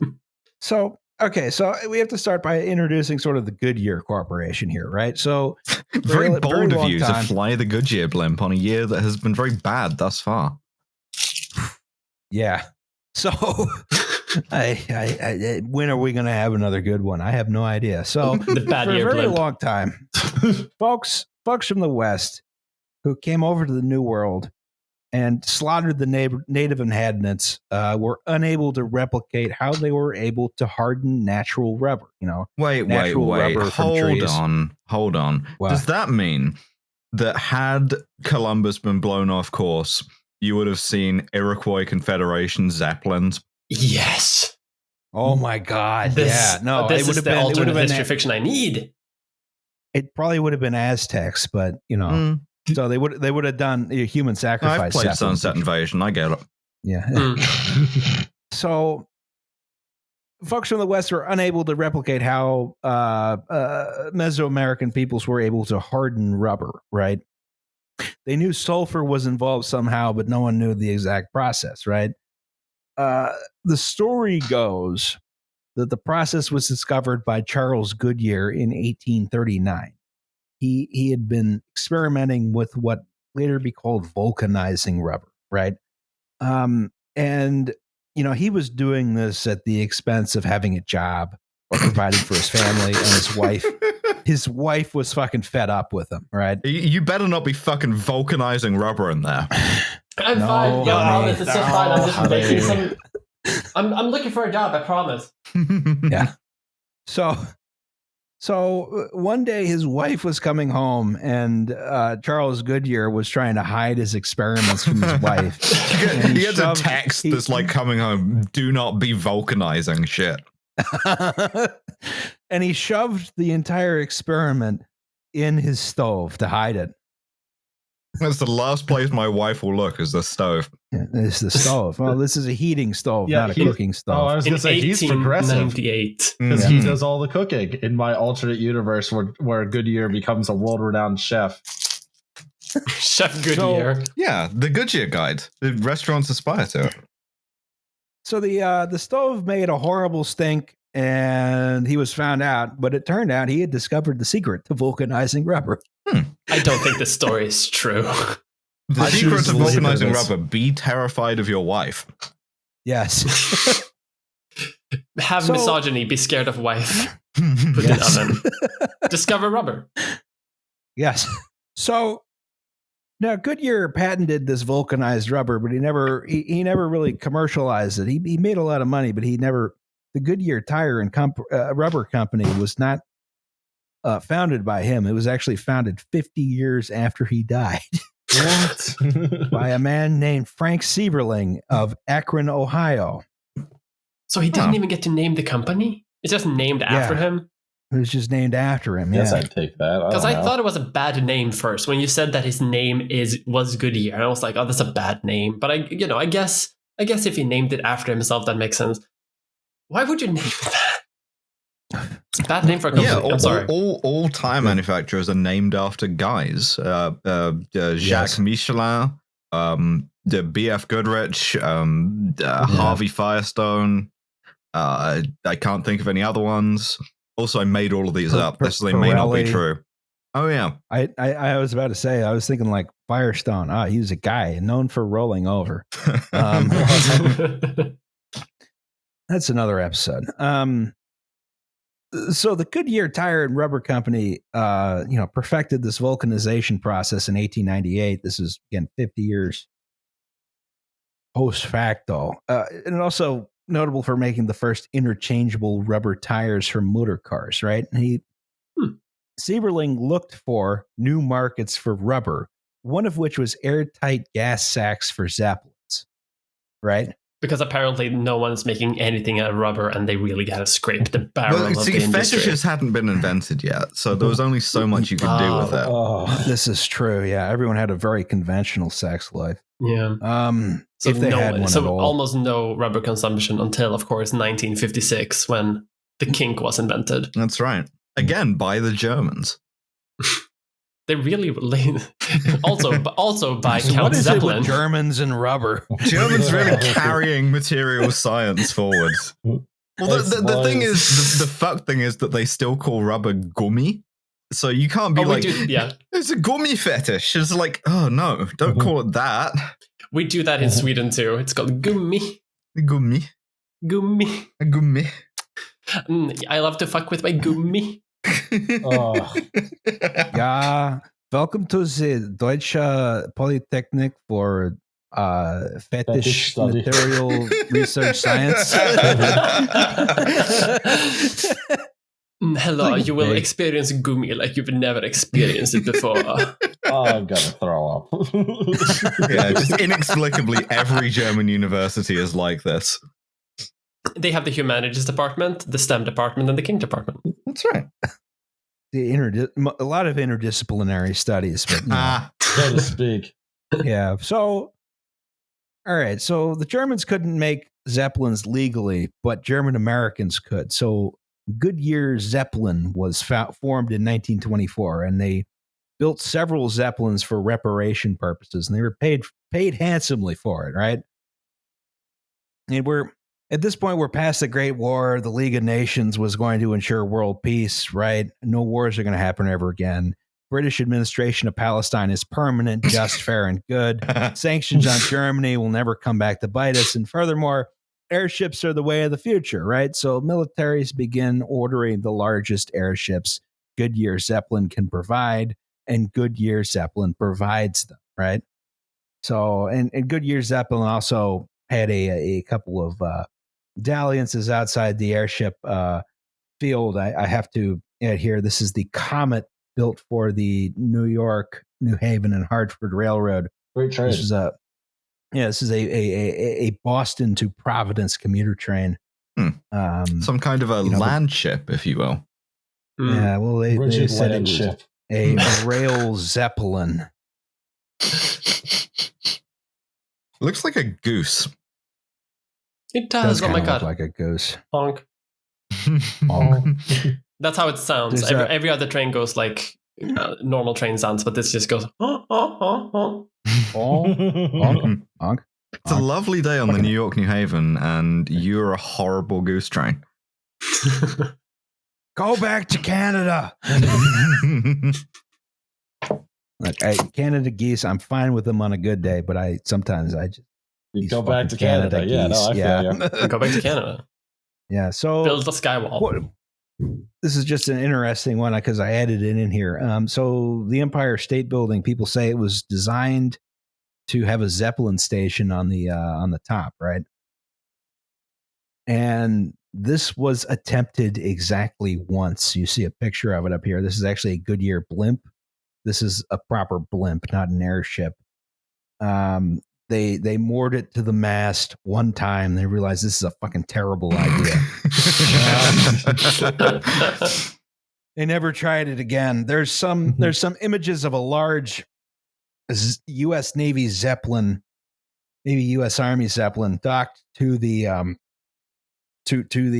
tower, Those are photoshopped. They're 1920s photoshopped, but they're photoshopped. Yeah. I'm also imagining that it's possible that like a blimp like edged close to it and was like, oh, there's a good photo opportunity, and fucked off. Yeah, imagine you Just could. edging in my blimp. Oh my god. Edging with my gummy. You people are monsters. Oh my god. We were just having a nice talk about rigid I'm sorry, this airships. is what happens when you get two trans women on your podcast. Yeah. Oh, my What did you airship is expect? rigid, all right. I am fully dirigible.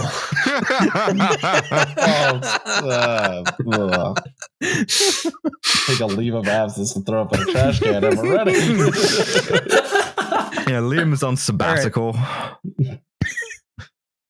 Sorry, I could not take the eroticism That's of right. our engineering disaster podcast. All right, so The inherent eroticism in the Zeppelin. the It's just a bit One of- phallic. so there's a big problem with airships, right?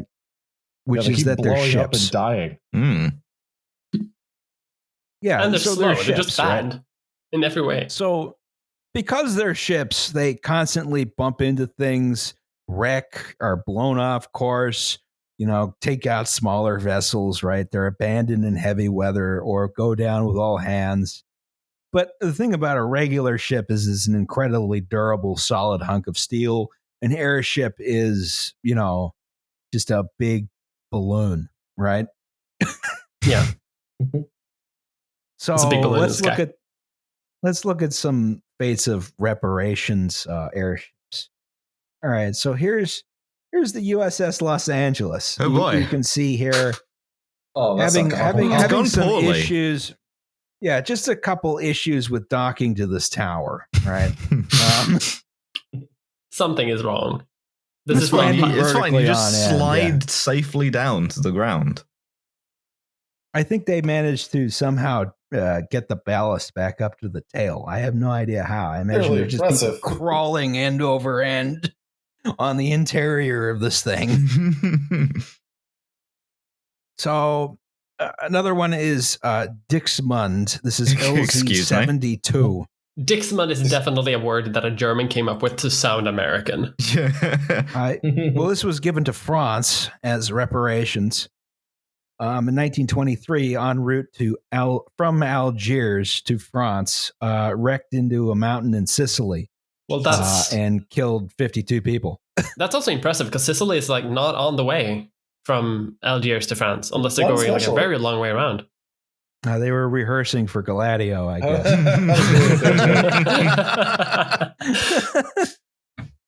Yeah, in a Does the time USS displacement accident, it hit that airliner it used to go. Yeah. This is the USS Akron up here. This was a Goodyear Zeppelin ship. This was a prototype flying aircraft carrier, right? The idea was you would have little tiny parasite fighters, they called them, that would, Well, that seems safe. be hooked to the side Oh, of the yeah. Zeppelin. I love You these. go fly off the Zeppelin, go shoot some stuff, and then you have a harness that you could fly into and get back on the Zeppelin, right? It sounds like a great idea. So- Very safe, very Right. practical. Very, very, very safe, very practical. It never worked. It was stupid. It's the dumbest idea I think anyone's ever thought of, and actually brought to completion, right? So, this was the largest helium airship ever built, right? And it never really worked as a parasite aircraft carrier, as a flying aircraft carrier, but it was useful for stuff like, stationary aerial platform, right? So they set off to calibrate some radio stations off the Jersey Shore on April 4th, 1933. And they got hit by a derecho. This is a really strong thunderstorm we got on the East Coast. And it broke up. It killed 73 people. It was the worst airship disaster ever. Jesus. Wow. They're all disasters. Some of them are just worse than others. Yeah, but this was all troops, so no one cared, right? Back in the day, you'd be like, yeah, fuck the troops, which is funny. Like how much the, support the troops, expressions of well-being and support are so fucking novel that back in the day you could just be like, all 5 of my sons have been murdered by the Germans. Oh, well. Oh, well. No, I'll just make another one. All 5 of my sons have been murdered by a training accident. Yeah. But I feel like also this aircraft carrier thing, when it crashed, it was crashed like pretty like in the middle of nowhere, like some remote, like it didn't just say like remote radio station. Just it was in distant remote New Jersey. Yes. I don't know America. It's just it's all corn, right?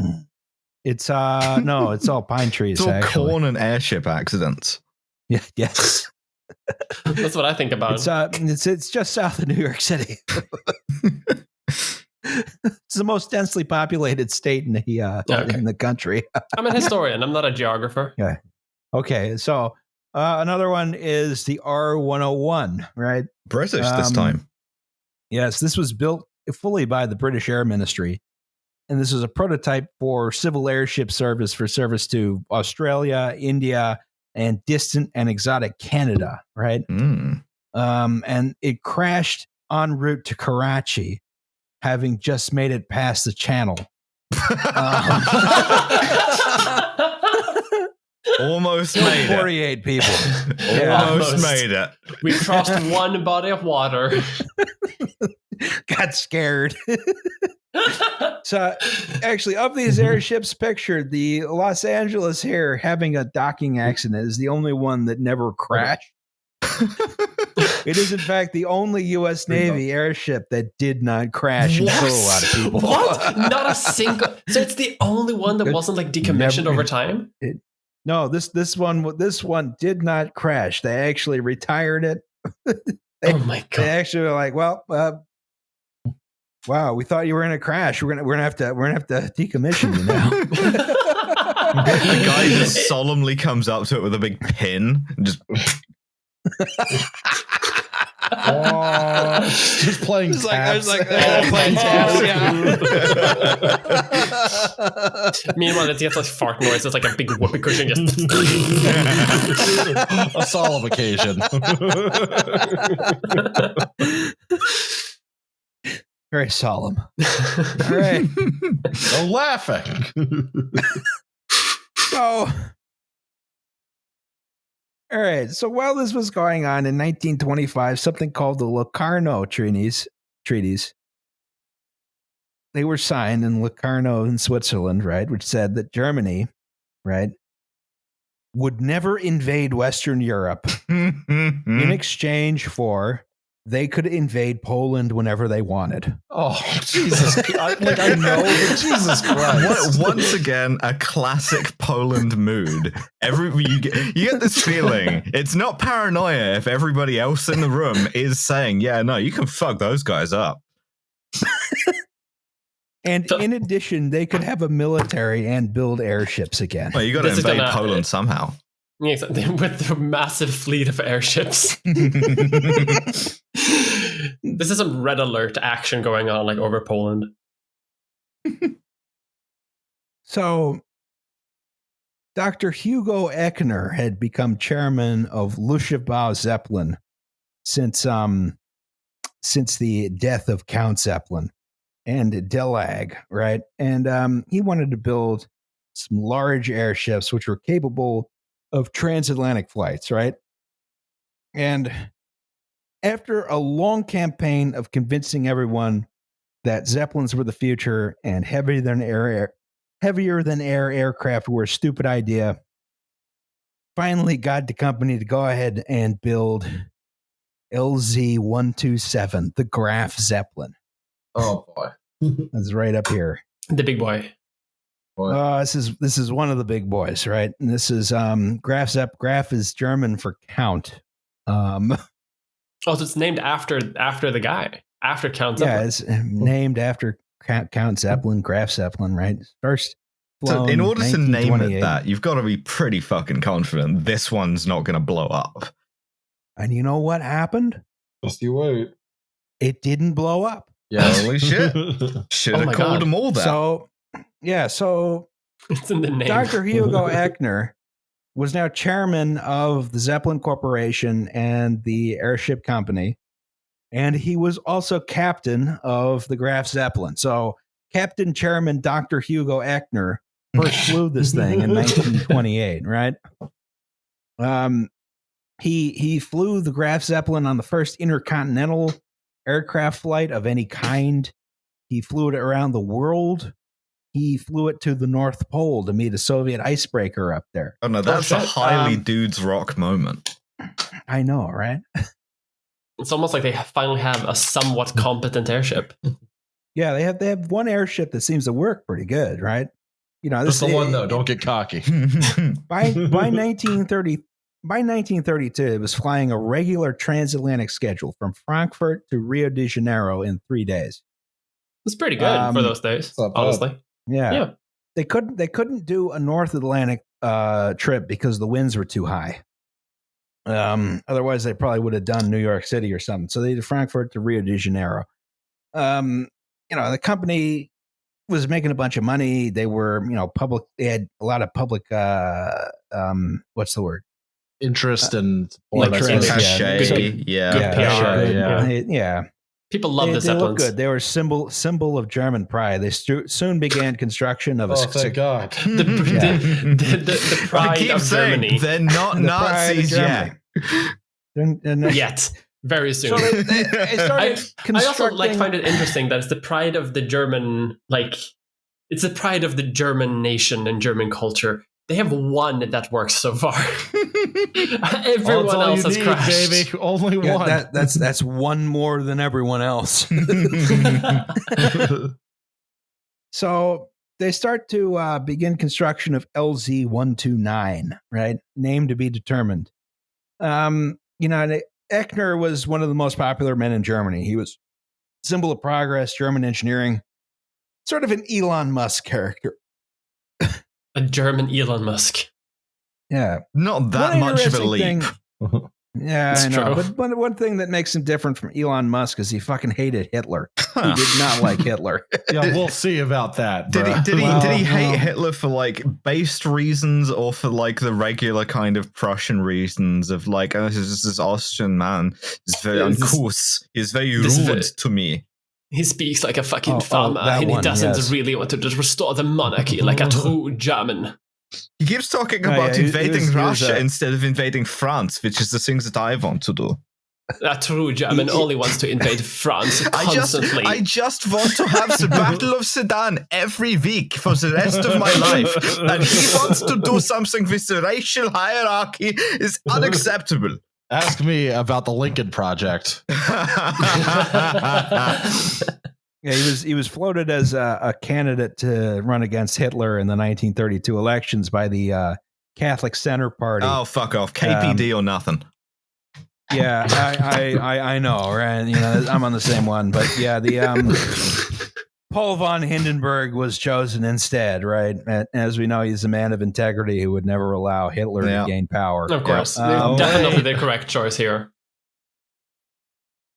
All right, so yeah, the Catholic Center and the Social Democratic Party nominate Hindenburg. The communists nominated another guy, Ernst Thalmann, because electoralism is for assholes. Right? That's right. The Nazis nominated Hitler, of course. I tried to make a comparison for Americans who don't understand the historical context here, right? Imagine if the Democrats were all Catholics. Yeah. Right? And they and the DSA, who in this situation are an electoral party, nominated. Huge slam on the SPD here out of nowhere. Nominated. If they nominated Eckener, it would be like if they nominated a much better version of Elon Musk to the presidency, and then they were elected. The competition was Hitler, Right. Really committing to this metaphor here. Right. Yeah. And then we also had a communist party in the United States, which was also had some share in elections, right? For a hot second in the 20s. For a hot second. For just one hot second, yes. And that's your best comparison for the 1932 elections I can think of in America. But also, like, these comparisons are obviously bullshit. The political moment is entirely different. And also, the Soviet Union was on the rise and was supporting the Communist Party. It's another part. Basically, every communist party all over Europe is basically getting a little handout from Stalin or getting murdered. Yeah, and I mean, also, one thing I will say is, if you had talked to any educated person of the 1920s and told them that by 1932, one country in Europe would be the vanguard of communism and the other one would be about to like decline into fascism, and you told them that it was Russia and Germany that way round, they would have laughed in your face. Yeah, everybody expected Germany to be the center of world revolution. Either that or France. But France was also one of these places that could be like, if you had told someone in the time, like, as you say, like, hey, a country is going to become like really racially obsessed really soon and going to start a world war, everyone would have said France. Yeah. It's the French, right? Yes. Yeah, of course, it's the French. This coalition, the Catholic Center and the Social Democrats, nominated Paul von Hindenburg. He won that election quite handily. Compromise works. Compromise, it works. Then someone set the Reichstag on fire. This is the big German parliament building, right? Wop, wop, wop. And Hitler was like, hey, you know what you should do? Italian Hitler. Such a fucking powerful bit. Hey, you know what you should do is... What are you doing here? You should have banned all of the communists. Hey. It is definitely the communist fault. Hey, I'm Hitler. Italian Hitler, crucially not Mussolini, but an entirely different man named something like Adolf Hitler Reduccio. Giuseppe Hitler. Giuseppe Hitler. Adolfo. Oh, we're going to get canceled. Hey, Hindenburg. Hey, why don't you curtail some civil liberties? Hindenburg's like, yeah, sure, why not? Okay, so, it's like, all right, what's going to happen? Okay, Hitler's going to purge the communists, then we'll go back to normal, right? This is not a problem. Well, it turns out they did not go back to normal. Oh, beans. Who could have foreseen this happening? Yeah, it's not like Hitler ever said he was going to do that and like wrote an entire book about how he was going to do that. It's fine though. If we just give him power, he'll calm down and he'll be fine. Yeah. If we just give him the power to do everything he wants to do, he'll just stop doing it. This makes perfect sense to me. We have achieved peace in our time. I don't know why I did Neville Chamberlain as Kennedy, but that was effective. Yeah. So, all right. So Hindenburg, after giving Hitler a whole bunch of powers to curtail civil rights, Hindenburg called some elections. The Nazis won a larger share of the parliament, and then Hindenburg died. F. Yeah, and then Hindenburg big fracture F. Yeah, a big Germanic printer F. The Nazis hated fracture. That's a weird one. Well, they went back and forth on it. At first, they loved Traktor because it was German, and then they decided that they hated it, and it was like a Jewish conspiracy. So, we'll get you, motherfuckers. So Hitler got some bullshit passed after Hindenburg died, which is like, well, I'm now in charge of everything. Right? Enabling Act. Yeah, no. Okay, yeah, I'm in charge of everything. Suddenly, he has inherited both sides of the checks and balances, which is a wonderful system. Yeah, and German libs are like, you can't do that. There's a balance of powers. There's checks and balances in here. Yeah. You can't respect the Constitution. You have to actually select someone else. You can't just select yourself to be the Reichskanzler. And Nine. Doch. Nine. And then a much larger share of German liberals were like, well, at least it's not the communists, and we're fine with it. Listen, he's not going to start a war or anything, and he has a very brash language, but he's just going to He's just gonna be a bit edgy for a while. He might invade Poland, but like he might who invade cares? Poland, maybe Austria, maybe You're Czechoslovakia, but beyond Poland. that, like it's fine. Yeah, invading Poland is fine. you got a waiver. The treaty says you can invade Poland. You can go whenever you want. It's fine. The Poles are just like, wait, what? What? Guys, hold up. The soldiers just take up a permission slip, like it just says like I It's can do okay, whatever I have I a want. It's okay, I have a permit. So it just says I can do whatever I want. I made Yes. that joke. Yeah. Don't steal my joke. Hey, settle down, Sweden. Give us back our gold, goddammit. now, Do you want to buy some steel? In the interim, Captain Chairman Dr. Hugo Eckener was left in charge of Luftschiffbau-Zeppelin, and he was able to fly his Graf Zeppelin across the world, but he was now required to have swastikas on the tail. Gross. But I'm this is sure an that interesting fathered one. him. Only on the left side of the tail. Not on the right. No, not on the right. Ironic. Which he used to his advantage when the Graf Zeppelin visited the Chicago World's Fair. He circled clockwise, so the swastika was never visible to fairgoers. I mean, Well, to be fair, thanks, on the guys. one hand, that's good. On the other hand, that is a fucking lib ass resistance thing. Is to be like, Yeah, well, we've got the giant swastikas on there, but like, We can't You remove can't them. see them. Yeah, As long as we just go in a way so they can't like look at them, it's fine. But we can't take them This off. That is breaks the rules. that's right. They'd be mad at us. This is a theme of Eckener's career under the Nazi administration. One other thing is he refused to allow his Zeppelin hangars in Frankfurt to be used for propaganda rallies because the Nazis were like, "Hey, can we have a propaganda rally in the Zeppelin hangar?" He was like, "No, Okay, that's kind of cool. you can't do that. You can't do that. They're mine." It's got a Chad move to just say no to the Nazis, though. Right? Just like, no, you can't do that. Like, can we hold our massive armed propaganda rally here with hundreds of thousands of armed people? And you're like, Nine. Nine. Nine. Well, the bureaucracy says that I own it and I can say no if I want to. And It's just the a Germans were swastika that well, under it we is a can't. frowny face.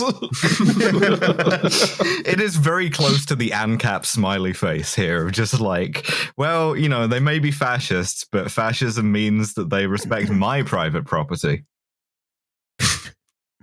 That's how it works. That's right. The Nazis eventually get fed up with Hugo Eckener, right?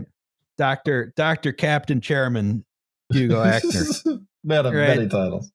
So this is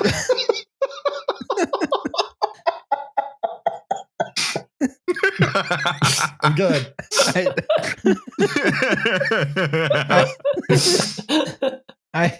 I hate Illinois Nazis.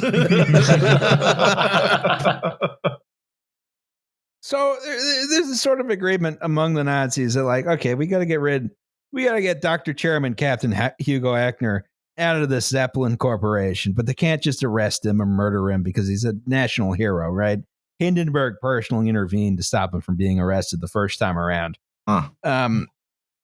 So, and the other thing is he knows how to run the Zeppelins reliably, which no one else seems to know how to do. Like, Yeah, this he's the guy only is some one. kind. He's the only guy who can run a Zeppelin reliably. You got to make yourself indispensable. Even the Nazis can't get rid of you then. Yeah. Yeah, exactly. And so Joseph Goebbels Joseph Goebbels, Minister of Propaganda, right, wanted the Zeppelins for propaganda purposes, even though Hermann Göring, who is Minister of Aviation, thought they were the dumbest things in the world. Well, Goering right? was a fighter pilot, right? He was a plane guy and he loved his planes. Yeah, he loved his fucking planes. He Yeah. hated Zeppelins. He thought they were stupid. Which And they anyone were. who had ever like seen a fucking plane would know that like a plane is just inherently superior to this fucking big ball of exploding gas in the sky. Yeah, but once again, it's a case of like he hates it for the dumb reason. I mean, I feel like that's always the case with Hermann Göring. Yeah. Whatever the worst, most like less intelligent option is, that is what Hermann Göring will do. So they do the Nazi version of nationalization for DELAG and the Zeppelin Corporation. Oh, right? you mean the Nazis they- were left wing? Oh yeah, They were obviously. socialists. God damn you. It's in the name. Yeah, it's in the name. That's right. Yeah, I mean, it turns out I don't know. You know what? I hate the Jews. It's a core part of my. It's a core part of my ideology. You can't be a That's not socialist even without hating the Jews. Why did I come here? I'm going to get so canceled on Twitter. Don't belittle your own people. All right, so the As soon as it stops snowing, I'm gonna kick your ass, bud. Hey, do you want to buy some steel apropos nothing? Hey?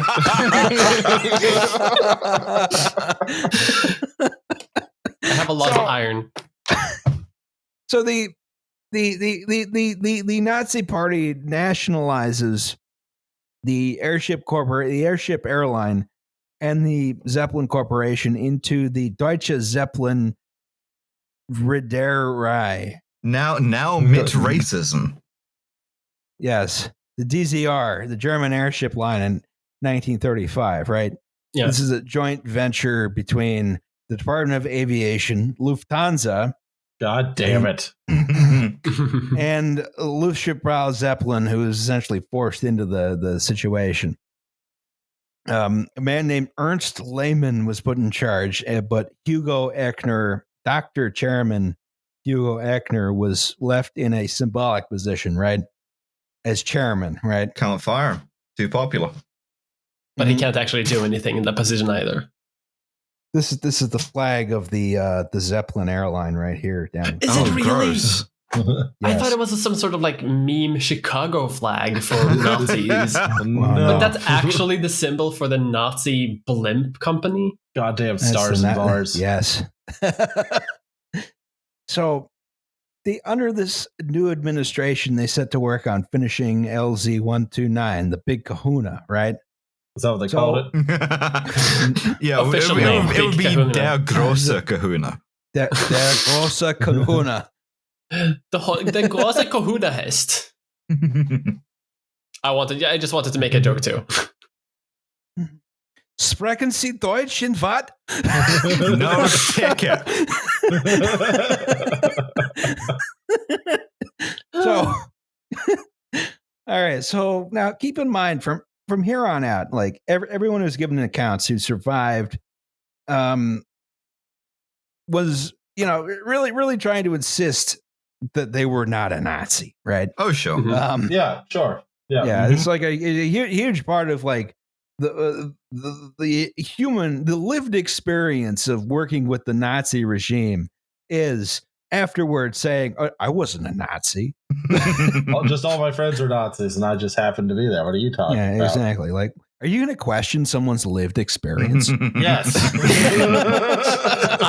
You can't question my self-identification as a non-Nazi. I was not a Nazi. I just happened to work with them and live among them. If there are 11 Nazis at a table full of 12 people, the 12th person is a Nazi. Look at your way, Walt Disney. That's right. Got his ass.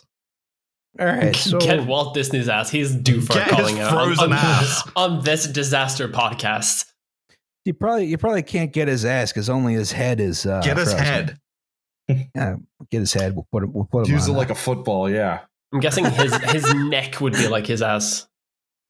That's a well, good point. Yeah. The ass of a head. Well, you could kick him in his ass so hard that he would feel it in his teeth. Thank you. It'd be relatively easy. It's true, actually. Promising proposition. So, all right, LZ-129 Hindenburg. Okay, so Chairman Dr. Hugo Eckener, Chairman Dr. Captain Hugo Eckener, demoted from captain. Still had the title of chairman. He had limited influence over the company, but work on LZ-129 goes ahead. It was this is a monster of an aircraft. It's 800 something feet long. You can see like these tiny people, right, against this huge airship, right? Oh, wow. And you can he managed to name it Hindenburg instead of after some Nazi fuck, right? And of course, the font is Thrasher, which the Nazis don't like. Right. So, Good. little makes me happy that it liberal makes you sad. protests. Mm. Yeah.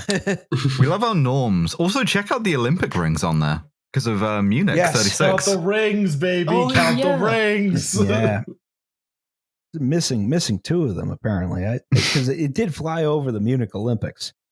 It might just be very faded out because of the color. Yeah, you can 'Cause see him on the was it? left there. Yeah. Not Munich, Berlin. Oh, Berlin Olympics. Wait, did I say Munich Berlin, Olympics? yeah. Yeah, Munich was 1980 something. Oh, yeah. Well, it's in Nazi Germany. Yeah, they're both still in Nazi Germany. Well, basically, yeah. I mean, Germany is a problematic country, as it turns out. That's right.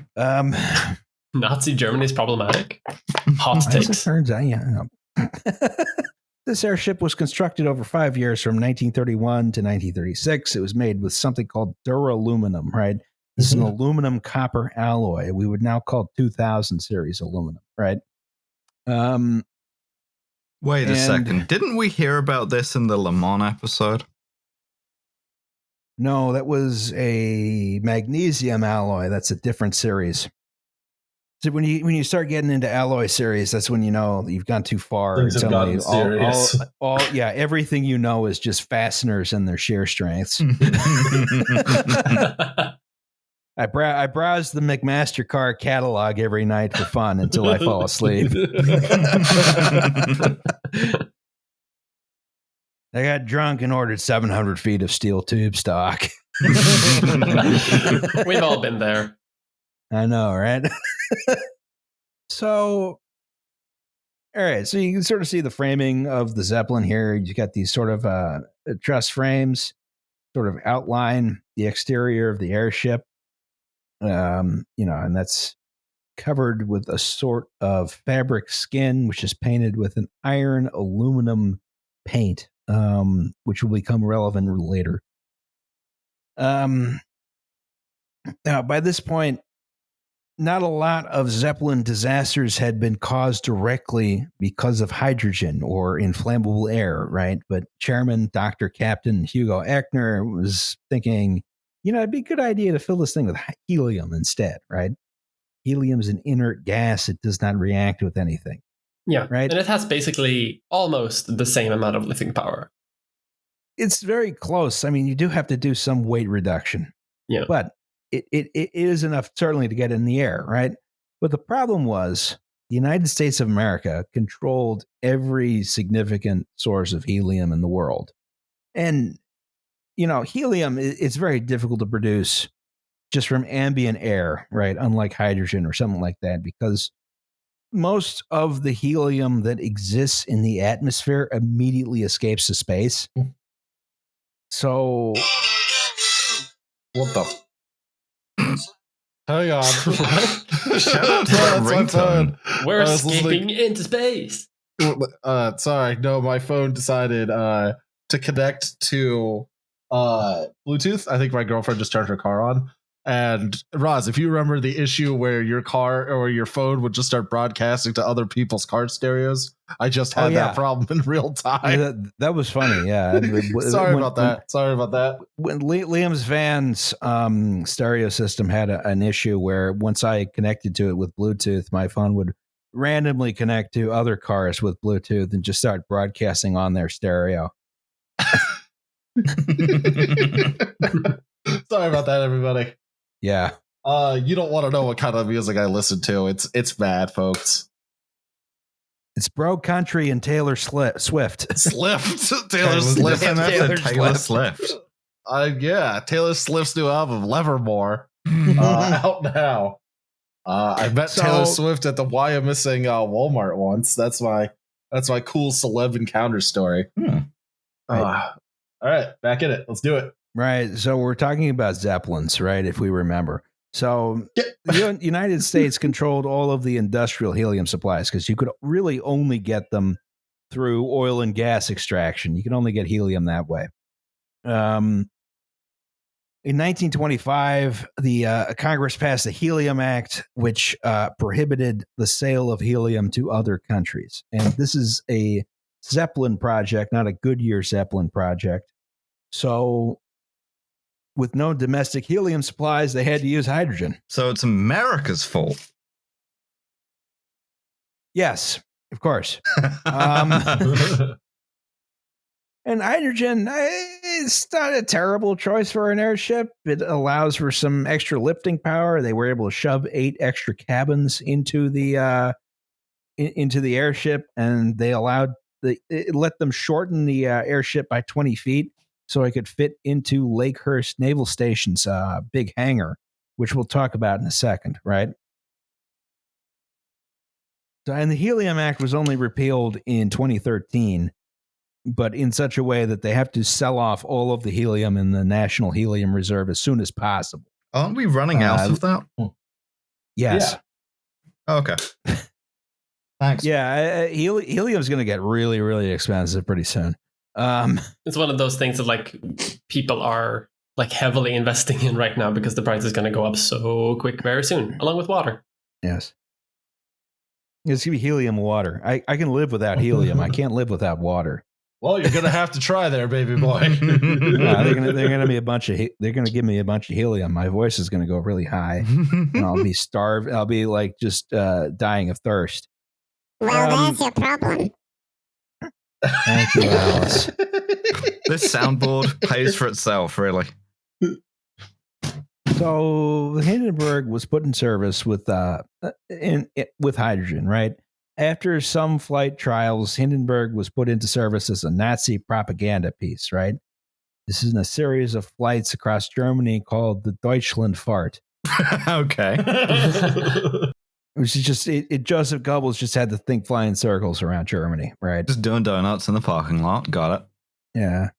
Dr. Captain Chairman Hugo Eckener was demoted to just Dr. Chairman Hugo Eckener. Ernest Lehmann would pilot the Hindenburg, right? He had previously commanded both Army and Navy airships. He was the first man to kill civilians from an airship. Cool. Good first one. Yeah, he dropped a bomb on some people in Antwerp. Then he moved to Sweden. Then he moved to the U.S. in preparation for airship routes from New York to Chicago, which never happened. Became a vice president of engineering at Goodyear-Zeppelin. He was in the process of becoming a U.S. citizen when Hermann Göring called and said, hey, come back and pilot this Zeppelin. And he was like, okay, yeah, I'll come back and pilot this Zeppelin, right? So it's an offer you can't refuse. Mm. It's one of the good ones. Right? So he became director of DZR and captain of the Hindenburg, and he flew the Graf Zeppelin about 100 times, never had an accident, right? On the Hindenburg, Dr. Chairman Hugo Eckener always thought Lehmann was a little reckless with the Zeppelins, but he had no power in the organization. He's a maverick. He's buzzing the tower and stuff. Yeah, exactly. At 5 miles an hour. Goddamn Zeppelin thrill boys. Just drifting dangerously close to the ground. So one of the first times he took the Hindenburg out, they canceled a bunch of test flights so they could bring it out for a propaganda rally, right? And Lehmann brought it out of the hangar and then managed to just break the tail. Dudes rock. Yeah, exactly. I was blown off by some wind. We'll see a picture of it in the next slide. Despite this, Lehmann was able to pilot the Hindenburg successfully across the Atlantic several times, right? They were mostly demonstration flights. The Hindenburg never flew in a regularly scheduled service. But it was like demonstration flights between either Frankfurt and Rio or Frankfurt and Lakehurst, New Jersey.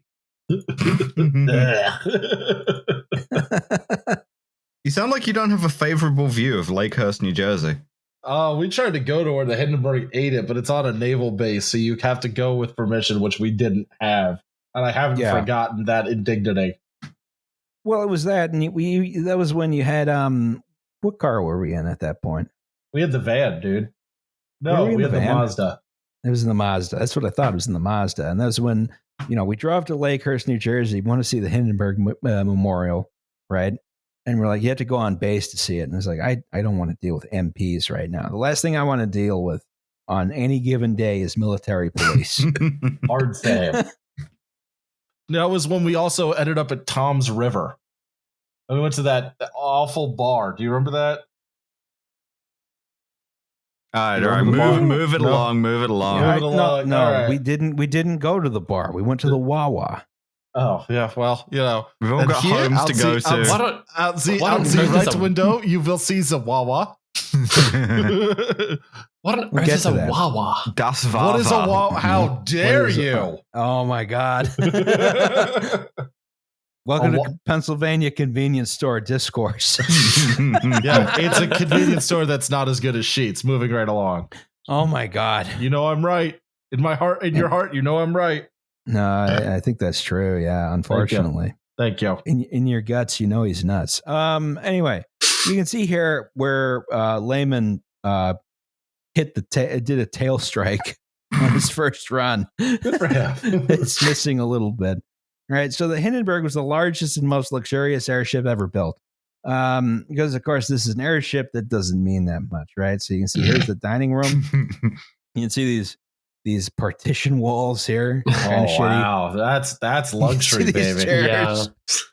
Seems like it would be a card loud table, right? Would be loud as hell. Very much like a 2-star restaurant sort of deal. Oh yeah, but there's like constant buzzing from the engines too. Like, the food is like knockwurst. Only knockwurst and lager.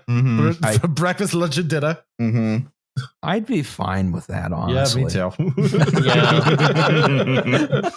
You don't hear me complaining. I like a nice German sausage, So that Don't was. you like a nice Polish sausage? I also like a nice Polish sausage. What's long and hard that a Polish bride gets on her wedding night? Anybody? A new last name. Thank you. Very good. My joke, Liam. I know. Sorry. So, this is a relatively cramped thing. The passenger compartments are sort of within the body of the Zeppelin, right? And they don't extend too far. So there's a lot of cabins. All the cabins are on the interior. You don't have any windows. Oh, it's that's supposed to be fantastic. super fun to be in then. Yeah. There's a little underground bunker, but in the sky. But in the sky, yeah. There's a bar, which is nice. There's a smoking lounge with an airlock, so you don't ignite the hydrogen. Cool. Right? Makes sense. But, this is a 3-day transatlantic journey, and the only thing you have to entertain yourself, really, is booze and Captain Lehmann's accordion. I throw myself out of the gondola. Yeah, no, fuck this. Peace. I'll take my chances in the North Atlantic. Apparently, you like to do a bunch of Wagner on the accordion. Of course he did. Entertain the passengers. Only Wagner. This is my Only Wagner for 77 hours. Once again, catch me simply jumping over the side. Yo, me too. Take me. Yo, with do you, those Alex. windows open? No, you're gonna find out. This is the ideal Yes, this is our vacation culture. for me.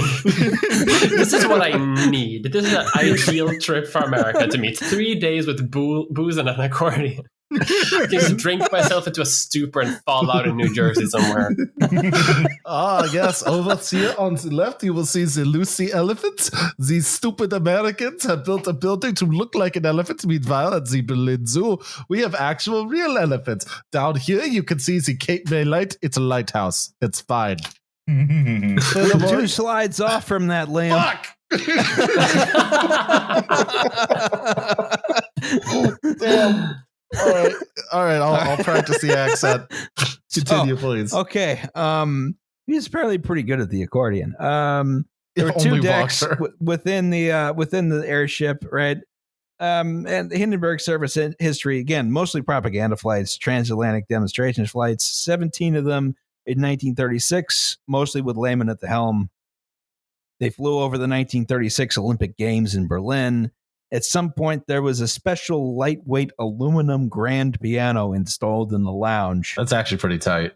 Yeah, that is because cool. people got sick of Lehmann's accordion. Can you imagine that being on your feedback card they leave you? We hope you enjoyed your stay, and it just says 9 accordion, all caps. It's just if I have to get this thing back to Germany, I'm gonna throw the accordion off of the fucking side, followed by myself. You know what? I hope we crash. Just lighting up cigarette after cigarette. Pressing them to the ceiling, trying to make something happen. Come on, Just come on. crashing more and more Come accordion. on, do something. Just some super annoyed passenger just taking his accordion, smashing it against the wall. Lehmann just opening a cabinet to find 8 more accordions for the rest of the trip. Yeah, as part of a weight lightening program, we had to lose 6 of the 8 accordions. It's okay. We got 2 more. Hey, how do you guys like Broomhilda? 1937 season for the Hindenburg. So they made 1 flight to Rio and back in March, right? And then they left Frankfurt for Lakehurst, New Jersey on May 3rd, 1937, right? And they were due to arrive on the 6th of May. But there was a strong thunderstorm approaching. This is something we would now call a derecho, right? It's a sort of strong squall of thunderstorms we get on the East Coast occasionally, once or twice a year, right? Usually get sustained 60-mile-an-hour winds. You get like a really, really intense rain. It's short and fast. It causes a lot of damage. It goes away real quick. As a result of this, the ship's landing in Lakehurst was delayed by several hours, right? So Because Lehmann promptly understood that maybe this time... You don't fly directly into the thunderstorm. Yeah, exactly. He's learned from the mistakes of the 48 Zeppelins before. Yeah, exactly. It's like, maybe we shouldn't do this. And Lehmann was only observing. This was Lehmann was now advising a new captain named Max Prube. That's an S. That's an S set. No, I know it's Max Pruss. I just thought it'd be funny if I said Max Prube. Yeah, it's short for maximum prube. Maximum Prube. Hello, I have maximum prube. I come to you with all of my gummy. Ladies.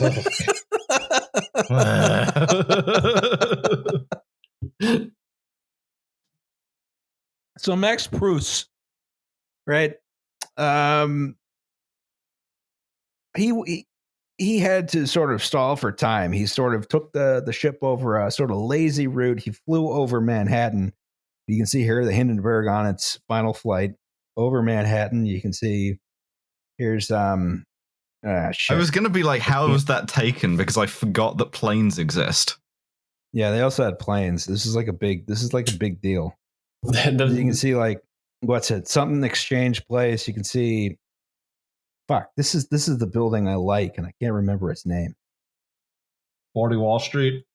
40 Wall Street, right? Trump owns it now. Yep, he sure does. He was very pleased when the World Trade Centers got knocked down because of that building. Right, because it became the tallest building in Lower Manhattan. Yeah. So he took him on a tour of Manhattan, right? And then it was like, well, the still hasn't cleared up in Lakehurst, so he decided to take them on a tour of the Jersey Shore. Yes, It's my time to shine, baby. Finally, it's time for the Jersey Shore. So this is Lucy's elephant. You see, in America, they do not have elephant, so they must put up a building in the shape of an elephant, and Americans come far and wide to see this elephant. In Berlin, we have a zoo with an actual elephant.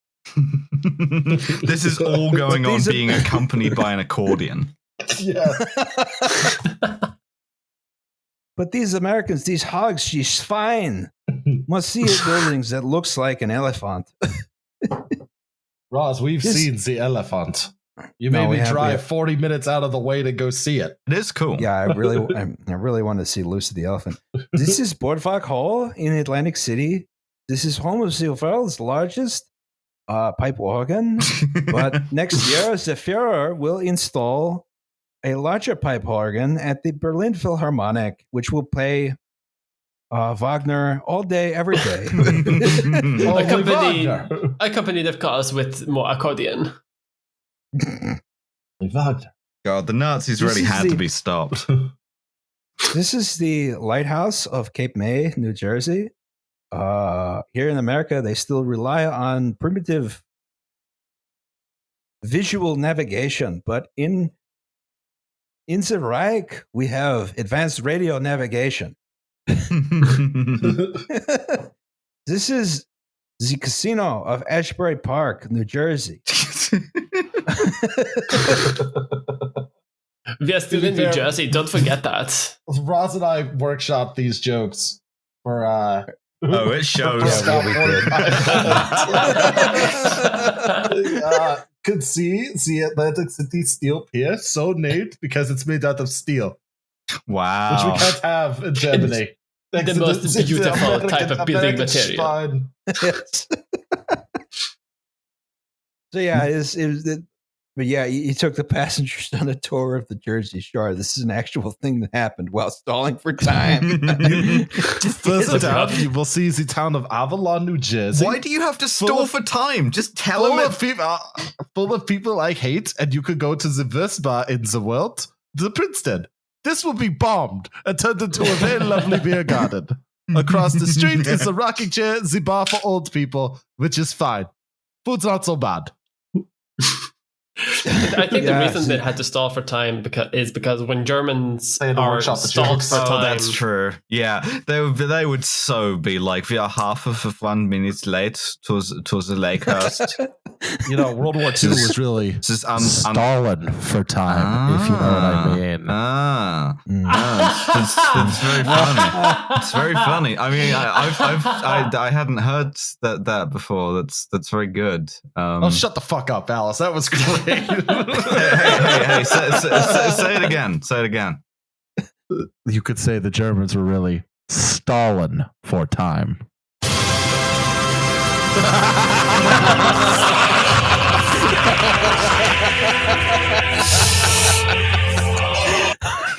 Привет, Deutsche товарищ. Yeah. It's not so good. Not so good. Очень хорошо.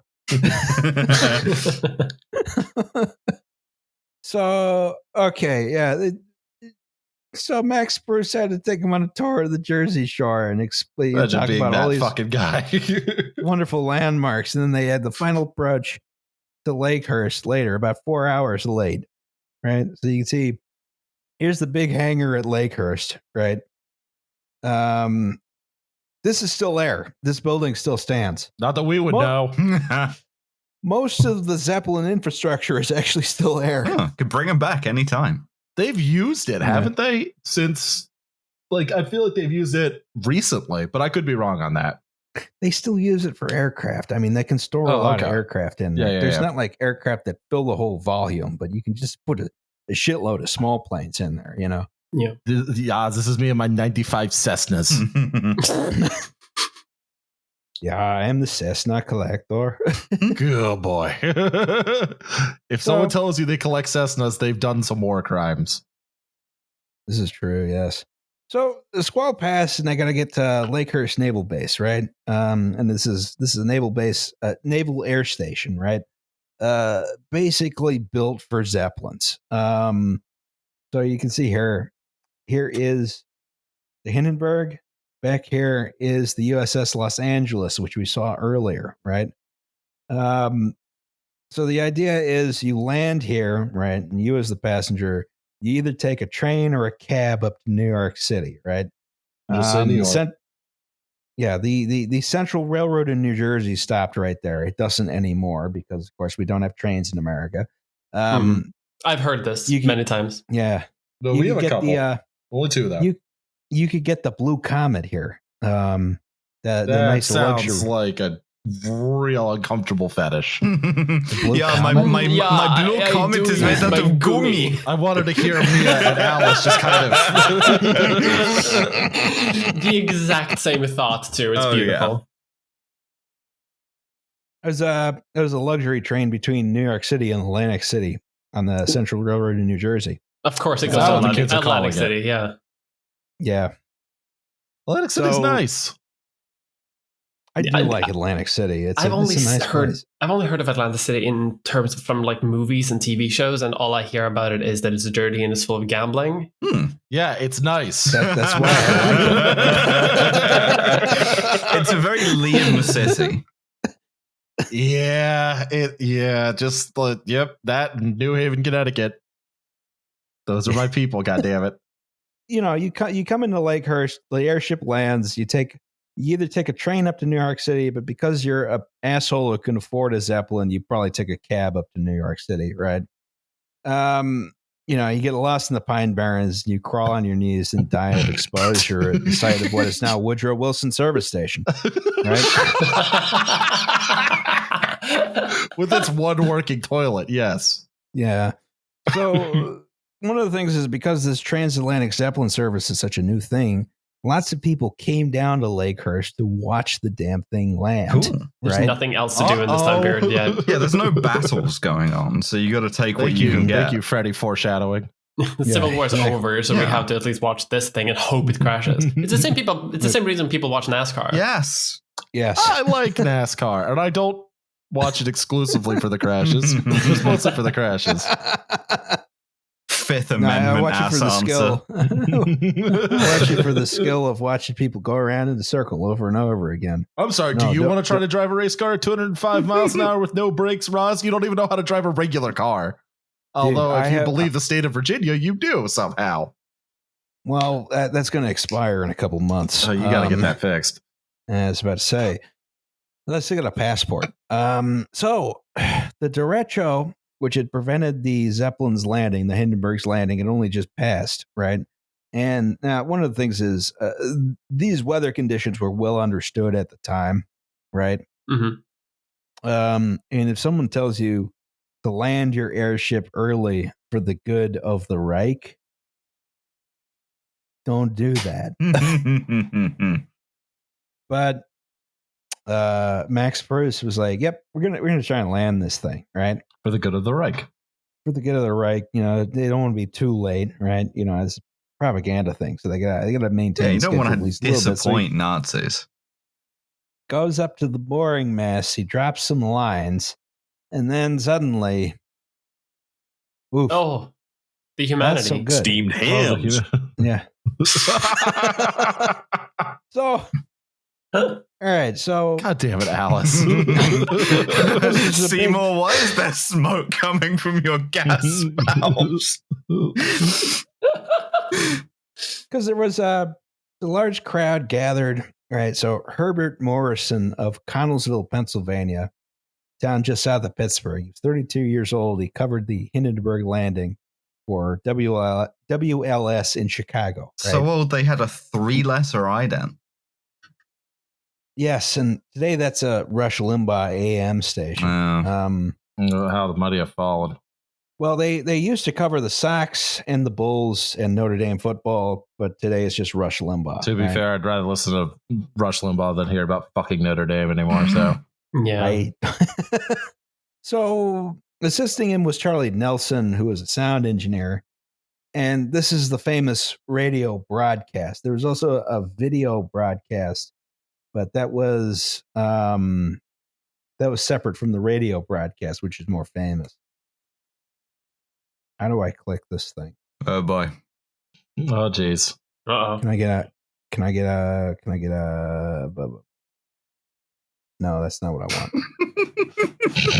We solemnly wheeling in the overhead projector If we had an overhead projector, that would be a lot easier. We have such a community college vibe, which is fucking great. Somebody in the comments of the last one of Buy for Dolphin said, I just started at my engineering course, and it's not the same.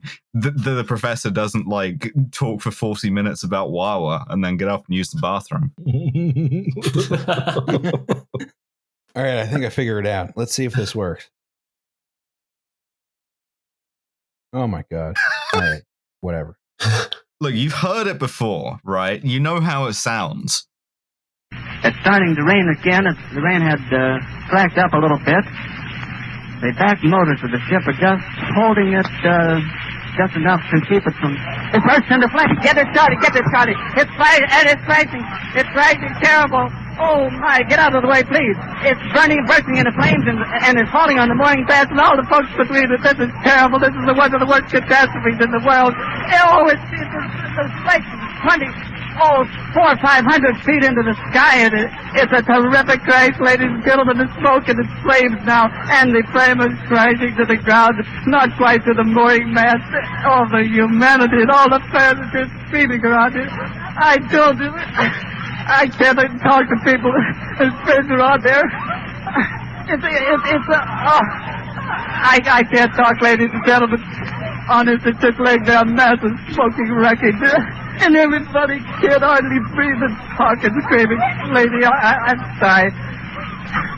Honestly, I can hardly breathe. I'm going to step inside while I cannot see it.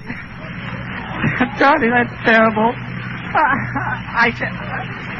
Listen, folks, I'm going to have to stop for a minute because I've lost the voice. This is the worst thing I've ever witnessed.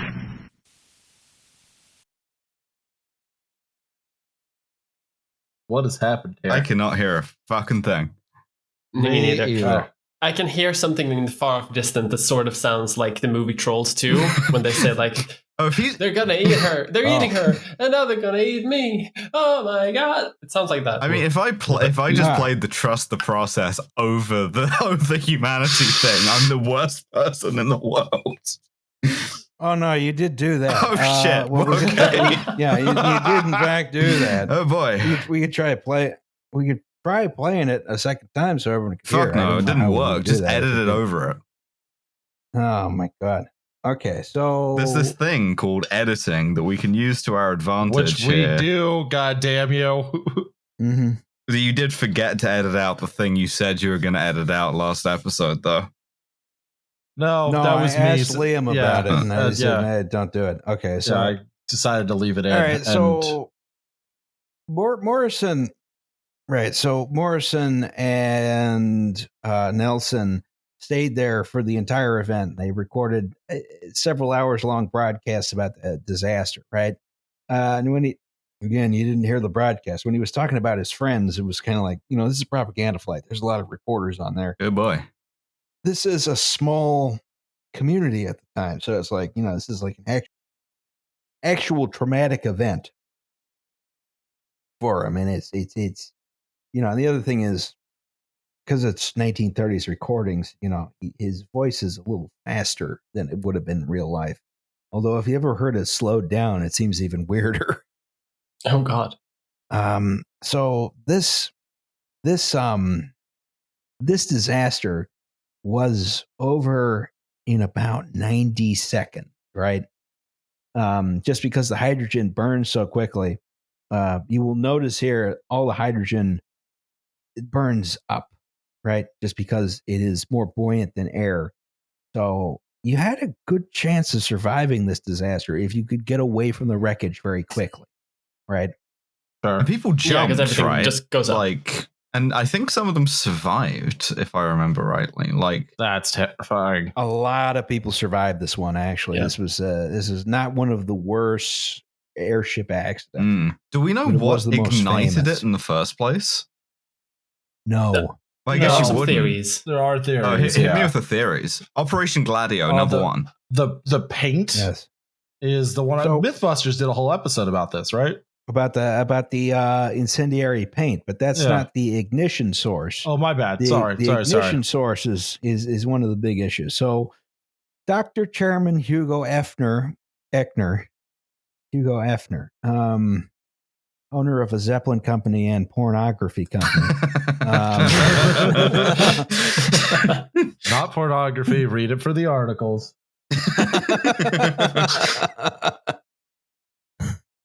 So he was in Austria at the time of the incident, and he was phoned up at about 2 a.m.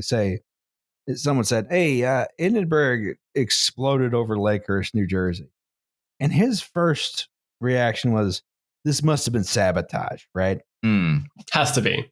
But There's definitely everybody, it's the only logical explanation. Everybody's paranoid at this point, right? Everybody's seeing spies everywhere. Yeah, it is a prelude to war, so that makes sense. Yeah. A lot of folks at Lakehurst also thought this is fucking sabotage, right? So Lehmann, who survived the accident, was like, "There's no way this airship would have just exploded," right? He died of his burns the next day. Jesus Christ. Yes. Bruce was expected to die of his burns, but survived. And he was like, "Yeah, this is sabotage. Had to be sabotage." And the Naval Air Station commander, Charles Rosendahl, was also like, "Yeah, this is fucking sabotage. There's no way this would have just happened, right? There's no way an airship this large could just spontaneously combust." So one of the favorite suspects was a man named Joseph Sproul, right? He was an acrobat. Back when you could just do that. Back when anyone could be an acrobat if they could jump more than 2 feet. Yeah, exactly. Watching a man lift his leg like to a 90-degree angle and being like, "Holy shit, how the fuck is he doing that?" Incredible. Wow. He was bringing a dog Okay. back to the United States to surprise his kids. Oh. Right. Well, was on a and Nazi the dog was in a kennel. No, he was not a Nazi. I bet. We'll get to that. And he had to go back to the cargo section to feed the dog several times unsupervised, right? So like, he must have planted the bomb. The other thing is, while he was as a passenger, he had made a whole bunch of anti-Nazi jokes. Cool.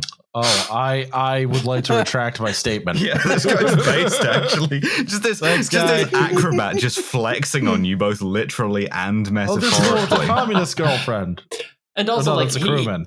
he's in the sky, just surrounded by, I assume, Nazis, making anti-Nazi jokes, completely isolated. Like, he can't just like... Yeah, you can't leave. Yeah. Yeah, you can't. But what are you gonna do? He's an acrobat. Fuck you. You're just gonna dodge exactly. everything you throw at him. Wow, you gonna shoot a Luger in here? in an airship? You're gonna shoot a gun? Fair point. So, he was a favorite subject. He survived the disaster. Tell me the dog did.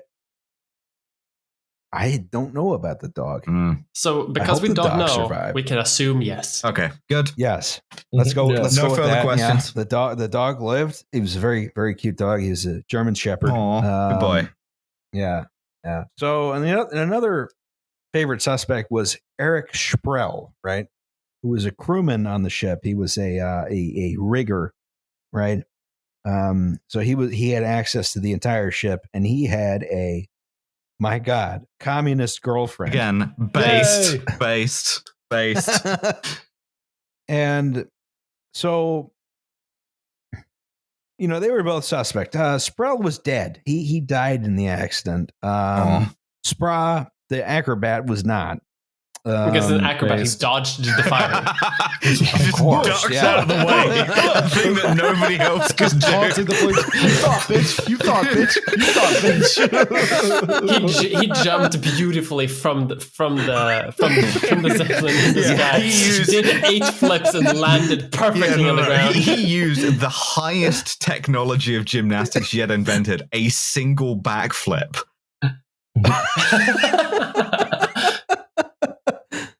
So, after learning more information about how the airship had come to land, Hugo Eckener, Dr. Chairman Hugo Eckener, said, what happened is that Mr. Pruss had handled the airship roughly coming into land. He made a sharp S-curve, and this led to an aft hydrogen bag being ripped apart by a cord, which was subsequently ignited when a rope was dropped down to the ground. Well, that's the shitty thing about a Zeppelin as opposed to a plane, right? There's shit's like falling apart and stuff. You can't see or hear it, right? And it's way back there. You're not going to send a guy to check.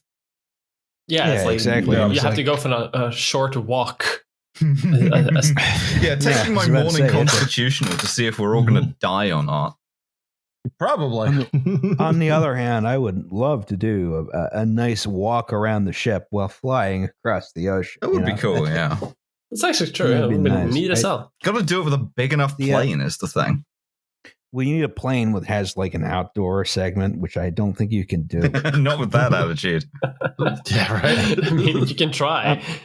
All right, yeah, chrono planes, they're coming back. That's right.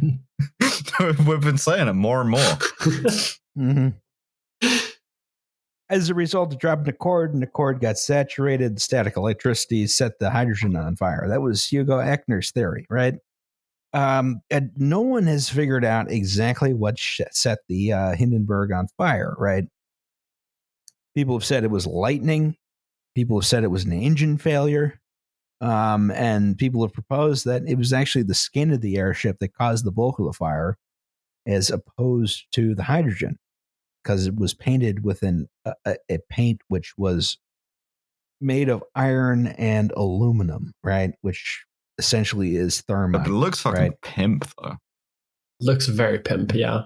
But it also looks pimp when it explodes, because you're just dripping thermite on the ground. Drip or die. Well, ideally, you don't explode. Mm. Well, I think ideally you make it safely to your destination. That's what you get for going to New York. going to Lakehurst, New Jersey. You can look at a fucking elephant. No, the elephant's further down. You got to go to Margate for that. You can hang out at the Wawa with us. Wait, next there's summer. a Margate in New Jersey? Yeah. Yeah, it's Margate, New Jersey. That's what Lucy the elephant is. Wow, okay. You sound so disappointed. Just because Margate is bad enough with knowing that there's one of them. Oh, Lucy the elephant. I don't like the idea that they're reproducing now. They're spreading. Yeah. I'm going to use the restroom. I'll be right back. Do you want to briefly explain to Mia Sheets and Wawa? Yeah, all right. So yeah, great. please do. I have no idea what this is. I'm way too European to understand this. So in Pennsylvania, there are two big gas station chains. And there's a third one that I like called Rudders, but that's not in the Philly-Pittsburgh discourse. So I just get ignored. All right. So Sheets is based out of Western Pennsylvania. They focus more on fried foods. It's a little rednecker, we'll say. They have a lot of stores in sort of rural areas. And then conversely, on our side of the state, Philly, that has Wawas, which started out as like a deli. Now they're gas stations and all, that sort of thing. They sell mostly cold cut sandwiches. But since their expansion to Florida a few years ago, they've very much gone downhill. And now it's just sort of slightly better than Subway food. I like Sheets because I like just they have fried mac and cheese bites. Oh, that does sound good. And I unapologetically American. The Pennsylvania Secret Service, of course, remains bipartisan in this, which is why however, when I go to a Sheets and I ask for a tin of Copenhagen, they don't give me a blank stare and say, "Where's that?" They do it the Wawa. The Sheets employees know where that Cope wintergreen is, baby. Formally, however, we are neutral, which is why the Wawa and the Sheets logos are probably illegally both on the Pennsylvania Secret Service card. Yeah, please don't send us a cease and desist. Yeah, once Alice again, doesn't live here. So. Yeah, once again, you can ask me to print you a Pennsylvania Secret Service card, and if I've forgotten you, keep asking me until I don't forget you anymore. But don't do that if you're a lawyer for Wawa or Sheets or the Pennsylvania legal purposes. or the Secret Service, I guess. Mm-hmm. Which agency are we threatening? What? Both Hey, Wawa, buddy. Sheets, and the Secret Service. The three most top secret organizations. Yeah, I like to get my mac and cheese hot bites from the Secret Service. Oh no! It's the Wawa Gestapo. Oh, I wanted to apologize. I wanted to note the death of one of our coworkers. Activate Windows. No. No, Activate Windows is gone because Twitter user Atomic Thumbs gave me a Windows key from a recycled PC. Oh no. Yeah. So I thought RIP. that like one of our parents had died, and I was just now finding this out. And I was like, it's one thing with Ruth Bader Ginsburg dies during recording.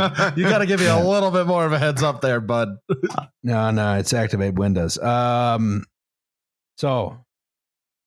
F's All in right. chat. That's right. So what happened? What happened to Zeppelins after this? Nobody wanted to fly on one anymore because they don't want to get burned to death. Because they're pussies. Yeah. Yeah, because Yeah, everyone I mean- heard about this on the news. Suddenly, like it was like you had footage. Yeah, you like had suddenly this It's guy a who big was like, story for like hey. live video footage of stuff, right? I mean, yeah. It was not live. It was newsreel footage, no. and even the radio broadcast was not live. It was Yeah. actually considered bad form to broadcast anything live. we should bring that back. You're just like, no, we Yeah. gotta We really check should. this before it goes out. You A lot can't of time you the can't be on radio- Twitch anymore. Yeah. A lot of time, the radio broadcast and the video footage are put together into one thing. No, there was a video crew filming a newsreel, and there was the radio crew doing the commentary. Those were two entirely separate news crews. Oh. Yeah, but once the news spread and you heard like the broadcasts, Yeah. suddenly this pride of the German engineering is not as much anymore. Kaputt. Yes, kaputt. Das ist kaputt. Unser Wagen ist kaputt. Now, das Hindenburg Tschutsch nicht. I don't know Nix enough so German. good. Zeppelin Katastrophe. bad. Zeppelin bad. Ne horror show. As we go through 35 languages. So one of the things about this is after the Hindenburg disaster, one thing was certain, which is that the lighter than air airship, rigid or otherwise, was just not a practical solution anymore. Like it was too far gone in the public image, and it was only marginally effective economically, right? And then almost immediately afterwards, WW2, the Good and Just War, broke out. Yeah, another one America where won. Another one America America won. won. Yes. America won, yeah, for the entire Yeah. for in the spirit of and- freedom and democracy. Yes, you're welcome. Yes. So Do you want to buy some And- buy some steel?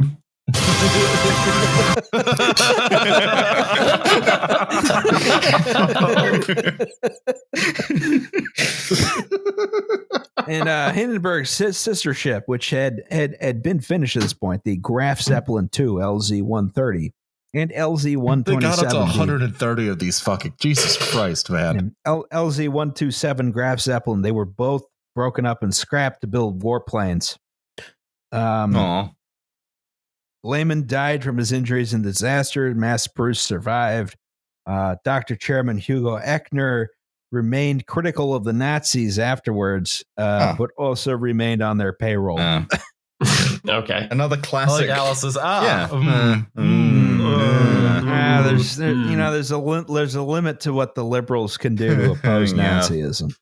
Listen, As you it got to pay turns rent out. somehow. Yeah. So he founded a newspaper, the Sud Courier, in the Constance region, and advocated for German-French collaboration. Cool, I guess. After the war, he was fined 100,000 Reichsmarks by the French for being a collaborator. Which Yeah, is a at bit some point fucking rich, considering. He was eventually formally rehabilitated. Oh.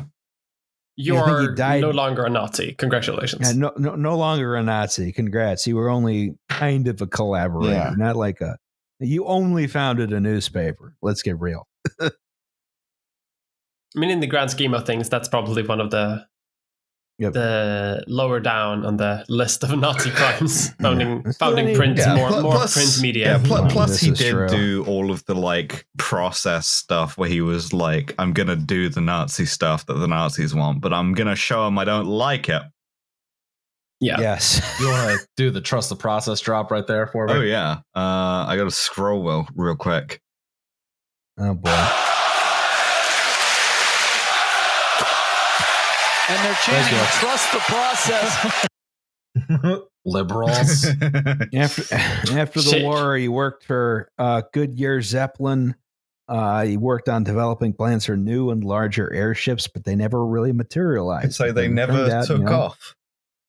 They never took off. Yes, he was unable to float them. That sigh. They never. These ideas never inflated. Yes. Because instead they all blew up. It turned out planes were better than Zeppelins, but he died, I think, in 1954. But one thing which is interesting is the Zeppelin Corporation lived on. Yeah, I've been wondering about that logo that's been on all they're still the around, slides. right? They are still around, yes. They create solutions.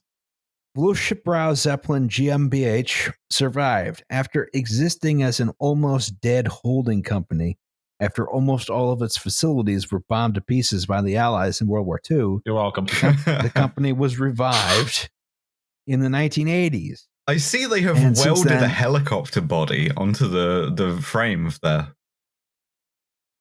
Yes. So they've produced a small number of semi-rigid airships, right? So the underside of this airship is a rigid frame, but the top side is sort of a balloon, right? And this is known as the Zeppelin NT. Yeah, Zeppelin. Isn't a Zeppelin. So several companies have attempted to revive large airships for commercial freight operations since then. Some of them getting it as far as to building huge hangars, right? All of them have failed miserably, but Zeppelin still exists. They still build these semi-rigid airships. It's mostly for like stationary, research observation or advertising, right? Yeah.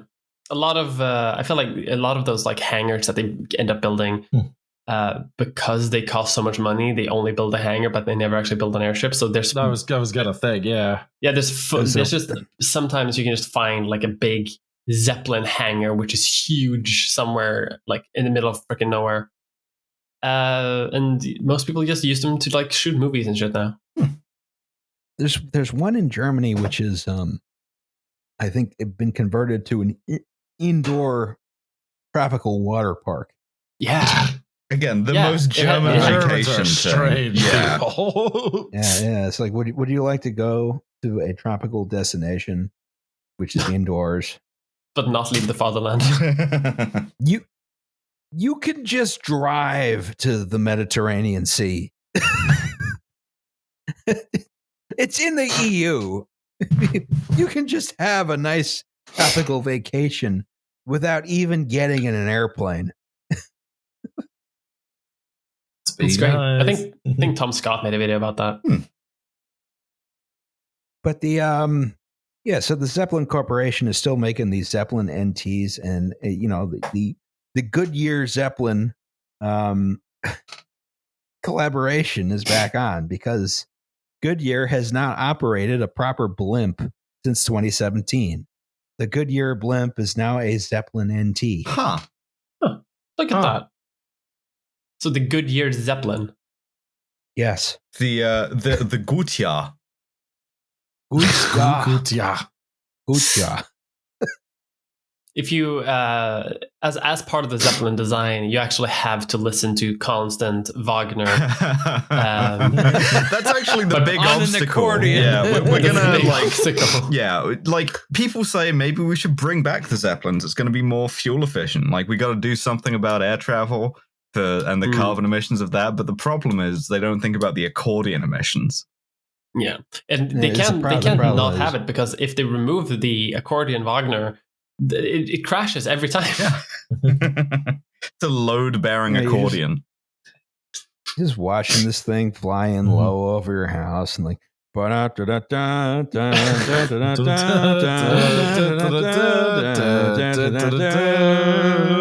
it's the Goodyear blimp. But because it's going so slow and it's so huge, you hear it for like 45 minutes. It crashes into your apartment building and it crumples up. It just gently presses against your living room windows. This thing just hits your window and bounces off. Flies away.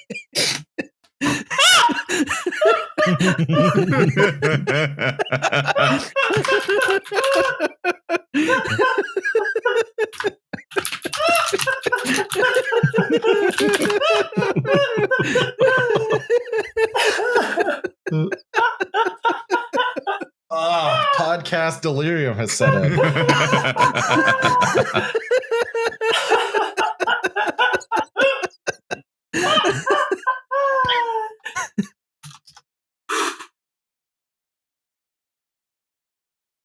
Okay.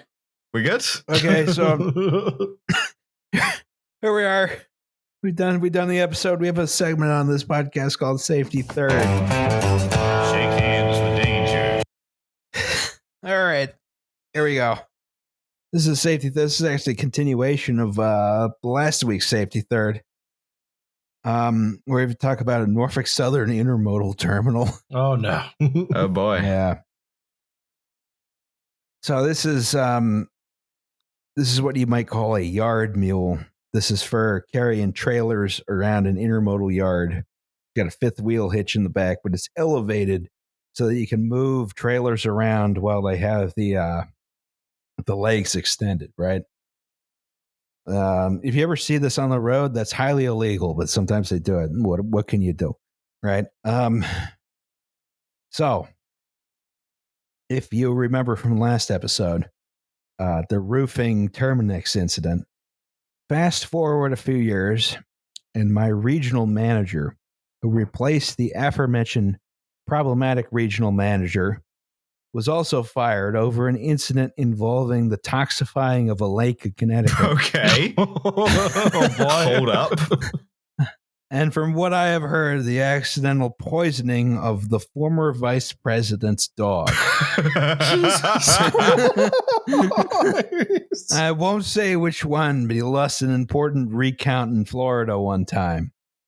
My branch manager is made regional manager and promptly cleans house like a new mob boss. And Bob, from our last episode, finds himself out of a job.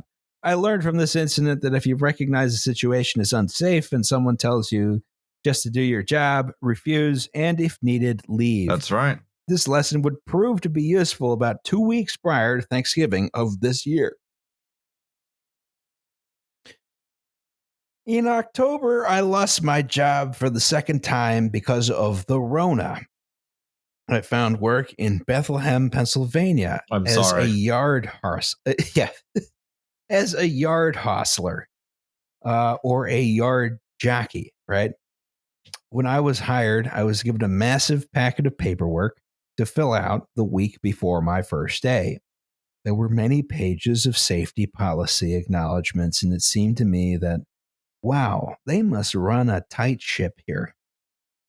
I assumed day one would be full of onboarding, training videos, and safety education, but my assumption was very wrong. Upon reporting for work, I was brought right out to a freight train full of intermodals and paired up with the guy who would train me. It was his fourth week on the job. Okay. Good start. Very good. Confident start. His idea of a safety brief was to tell me not to step on the knuckle connecting the cars. Oh, A tip he learned from seeing the movie Unstoppable. Jesus Christ. Well, to be fair, you don't want to step on that. This is true. Is he wrong? I mean, oh. After working one train as a team, putting pins into the top of the intermodal so a second row of containers could be stacked on, I was left alone to do a few cars while he got his yard hostler. I believe it's this, again, the yard mule right here. I was then treated to the thrill of riding half in, half out of a cab, barely big enough for one person, let alone two. Again, you can see this guy right here. I sat on the floor with my legs sticking out the back as my new coworker gave me a rundown of the job in between us hooking up, relocating, and unhooking trailers. Another driver working the same area as us thought it'd be fun to mess with us by zipping past us at high speed and making close passes, blowing his horn. Fast and the Furious here, damn.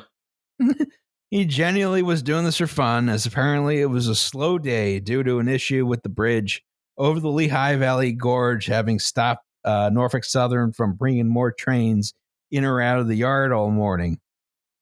Well, we were backing a trailer into a spot when along came our friend, riding shiny and chrome, hauling an intermodal at full speed. He must have forgot how trailers work when you make any kind of a turn, because his near miss with his cab brought the wheels of the trailer into contact with our front bumper, hitting us hard enough to jackknife and stall the truck and throw both of us around in the cab. I got away with scrapes on my arm and a good bump on my forehead. As it turns out, in a truck crash, the hard hats, they do nothing. I could try to repeat what I said to the other driver, but Alice would need to do just one long 27-second bleep. Here, try it.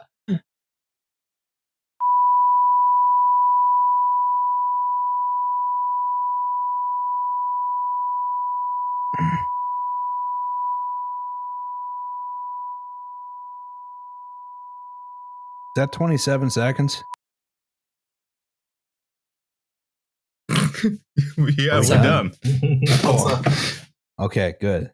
Great. I can move on. He didn't actually write what he said. Just go ahead and reveal the magic, why don't you? I know, right? The driver who hit us and the guy training me agreed that the best thing to do was to tell no one and file no reports because, in their words, management does not care if no one is seriously hurt and the equipment still works. It's fine. Oh, which is true. Yeah. Still. After another hour of work, we went on lunch, at which time I went to my car and called my wife. We agreed. Fuck this job. That's right. I walked to the office trailer and found someone I assumed was in charge of something and told them what had transpired and I wasn't going to work in a rail yard where safety is not even given a thought. Oh, yeah. He tried to placate me by telling me if the onboard camera proved what I was claiming, the offending driver would be fired. I told him that solves nothing. You don't bother training anyone in safety, so you can't assume anyone you hire is any safer than anyone you fire. And the problem is the total disregard for their employees' lives. He may have said something else as I stormed out. I didn't care. I went home, I kissed my wife, and I called OSHA. I'm still unemployed as of writing this, but I have found one really good opportunity with a linen supply company that wants to hire me if the Rona ever gets under control. Well, shit, best of luck. And congratulations on doing the right thing. I was about to say, but it's straight down the line by the book. And fuck that guy. No good deed. No he's going to get seriously hurt someday. Yeah. Yep. Yeah. Oh, God. I was offered an opportunity to work in drayage for Norfolk Southern a while back. And it's like, I don't want nothing to do with. Do you remember that one time we were in the 7-Eleven and the clerk asked us what we knew about trucking because he thought we were truckers, or at least would know about trucks? And we had to explain, do not do drayage. Don't do drayage, yeah. And drayage is like taking taking shipments from trains to the final destination on a truck because there's like so many rent-to-own scams and bullshit. Yeah, it's gig economy bullshit, and they know it is. But it's like been gig economy since like the 1670s. So that was safety third. Congrats on being mad about safety. More people should be mad about safety. Be ornery about it. Be a crank about it. It will save your life and the lives of others. Hey, we hit 3 hours. Hey. Yes. Next next episode's on the Tacoma Narrows Bridge disaster. Don't even have any commercials. Yeah, if you want a Pennsylvania Secret Service card, DM me on Twitter with the name, the photo, and the address. If I have forgotten you, which is likely by this point, I apologize profusely. Sometimes mental health happens to me. Keep DMing me until I send you a picture of the thing that I just printed. That means that I will send it. Keep bothering. Continue to bother me until I do it. Keep doing it. I mean, I can do advertising for myself as a guest. Absolutely do that. If I'm allowed to do that, commercial. Or it might be bad form. I do YouTube videos that have nothing to do with disasters and that, or engineering that sometimes have a very slight flavor of history. I am the LaCroix of history YouTubers. If you want to do that, yes. And you can just find my name by just Mia Mulder, and you'll find it. You'll find it. I also stream city builder games on Twitch, which is probably more relevant. We'll put a link to your YouTube in the description. Thank you. So kind. We are doing a Q&A episode. Right. Episode 50. We're soon. Celebrating that by doing a Q&A. You can ask us stuff. Don't be mean. Yeah, but also the Tacoma Narrows Bridge is between. That's right. That's episode 49. That's the Tacoma Narrows Bridge disaster.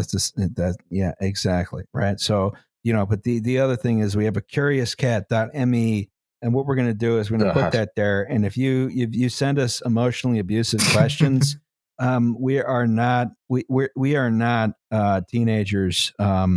So we're not just sending that out there so we can find excuses to do self-harm. We don't need the excuses. Funny questions, right? Yeah, exactly. I'm doing self-harm right now. Well, someone tweeted, Jesus Christ. Someone asked us when the last time I sharded was, so I'll hold on to that one. I got a story for you. I expect one of my favorite games to play with people as a drinking game is what's the worst poop you ever took? I will be telling that story. Okay. Really? He's going to be telling it. Great. He's going to be telling that story. Yeah. This is not a Q&A. This is just an A. The A stands for ass. Yes. Which is where the poop comes from. Thank you, Russ. Right. Anatomy expert here. All right. Shirts. We are getting 2 new designs. We are getting designed by Matt Lubchansky, as was our first shirt. The Ye Olde NTSB design. And we are getting Alice's incredibly lovely Train Good Carbad shirt. International shipping when? Yes. We're still working on that. Work harder. We just okay. I asked. We're still working on it. I think that's everything. All right. I think that's everything. I just wanted to say thanks to Mia for coming on and suggesting this topic because it was a lot of fucking fun. I really enjoyed this. Yeah. Thank you for having me. I guess I'm a friend of the show. Absolutely. No, we have no friends. I'm a friend of the show. I am a friend whether you like it or not. That's a Swedish way. Yeah. Friend of the show. Friend of the show. A people renowned for their friendliness. People renowned for their friendliness and steel exports. No, but it's been great being on. I love talking about the Hindenburg and love talking shit about blimps and Zeppelins. Yes. Rigid airships. Dirigibles. Dirigibles. All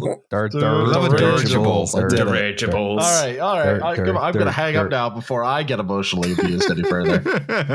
Stop the recording. This is where we start talking about Gumi. Oh, God. Shit. All right. How do I turn this off? How do you still not know? Well, I'm trying to figure out the thing that I need to look at. Oh, right. Yeah, because it's the thing. Okay, this is the end. Goodbye.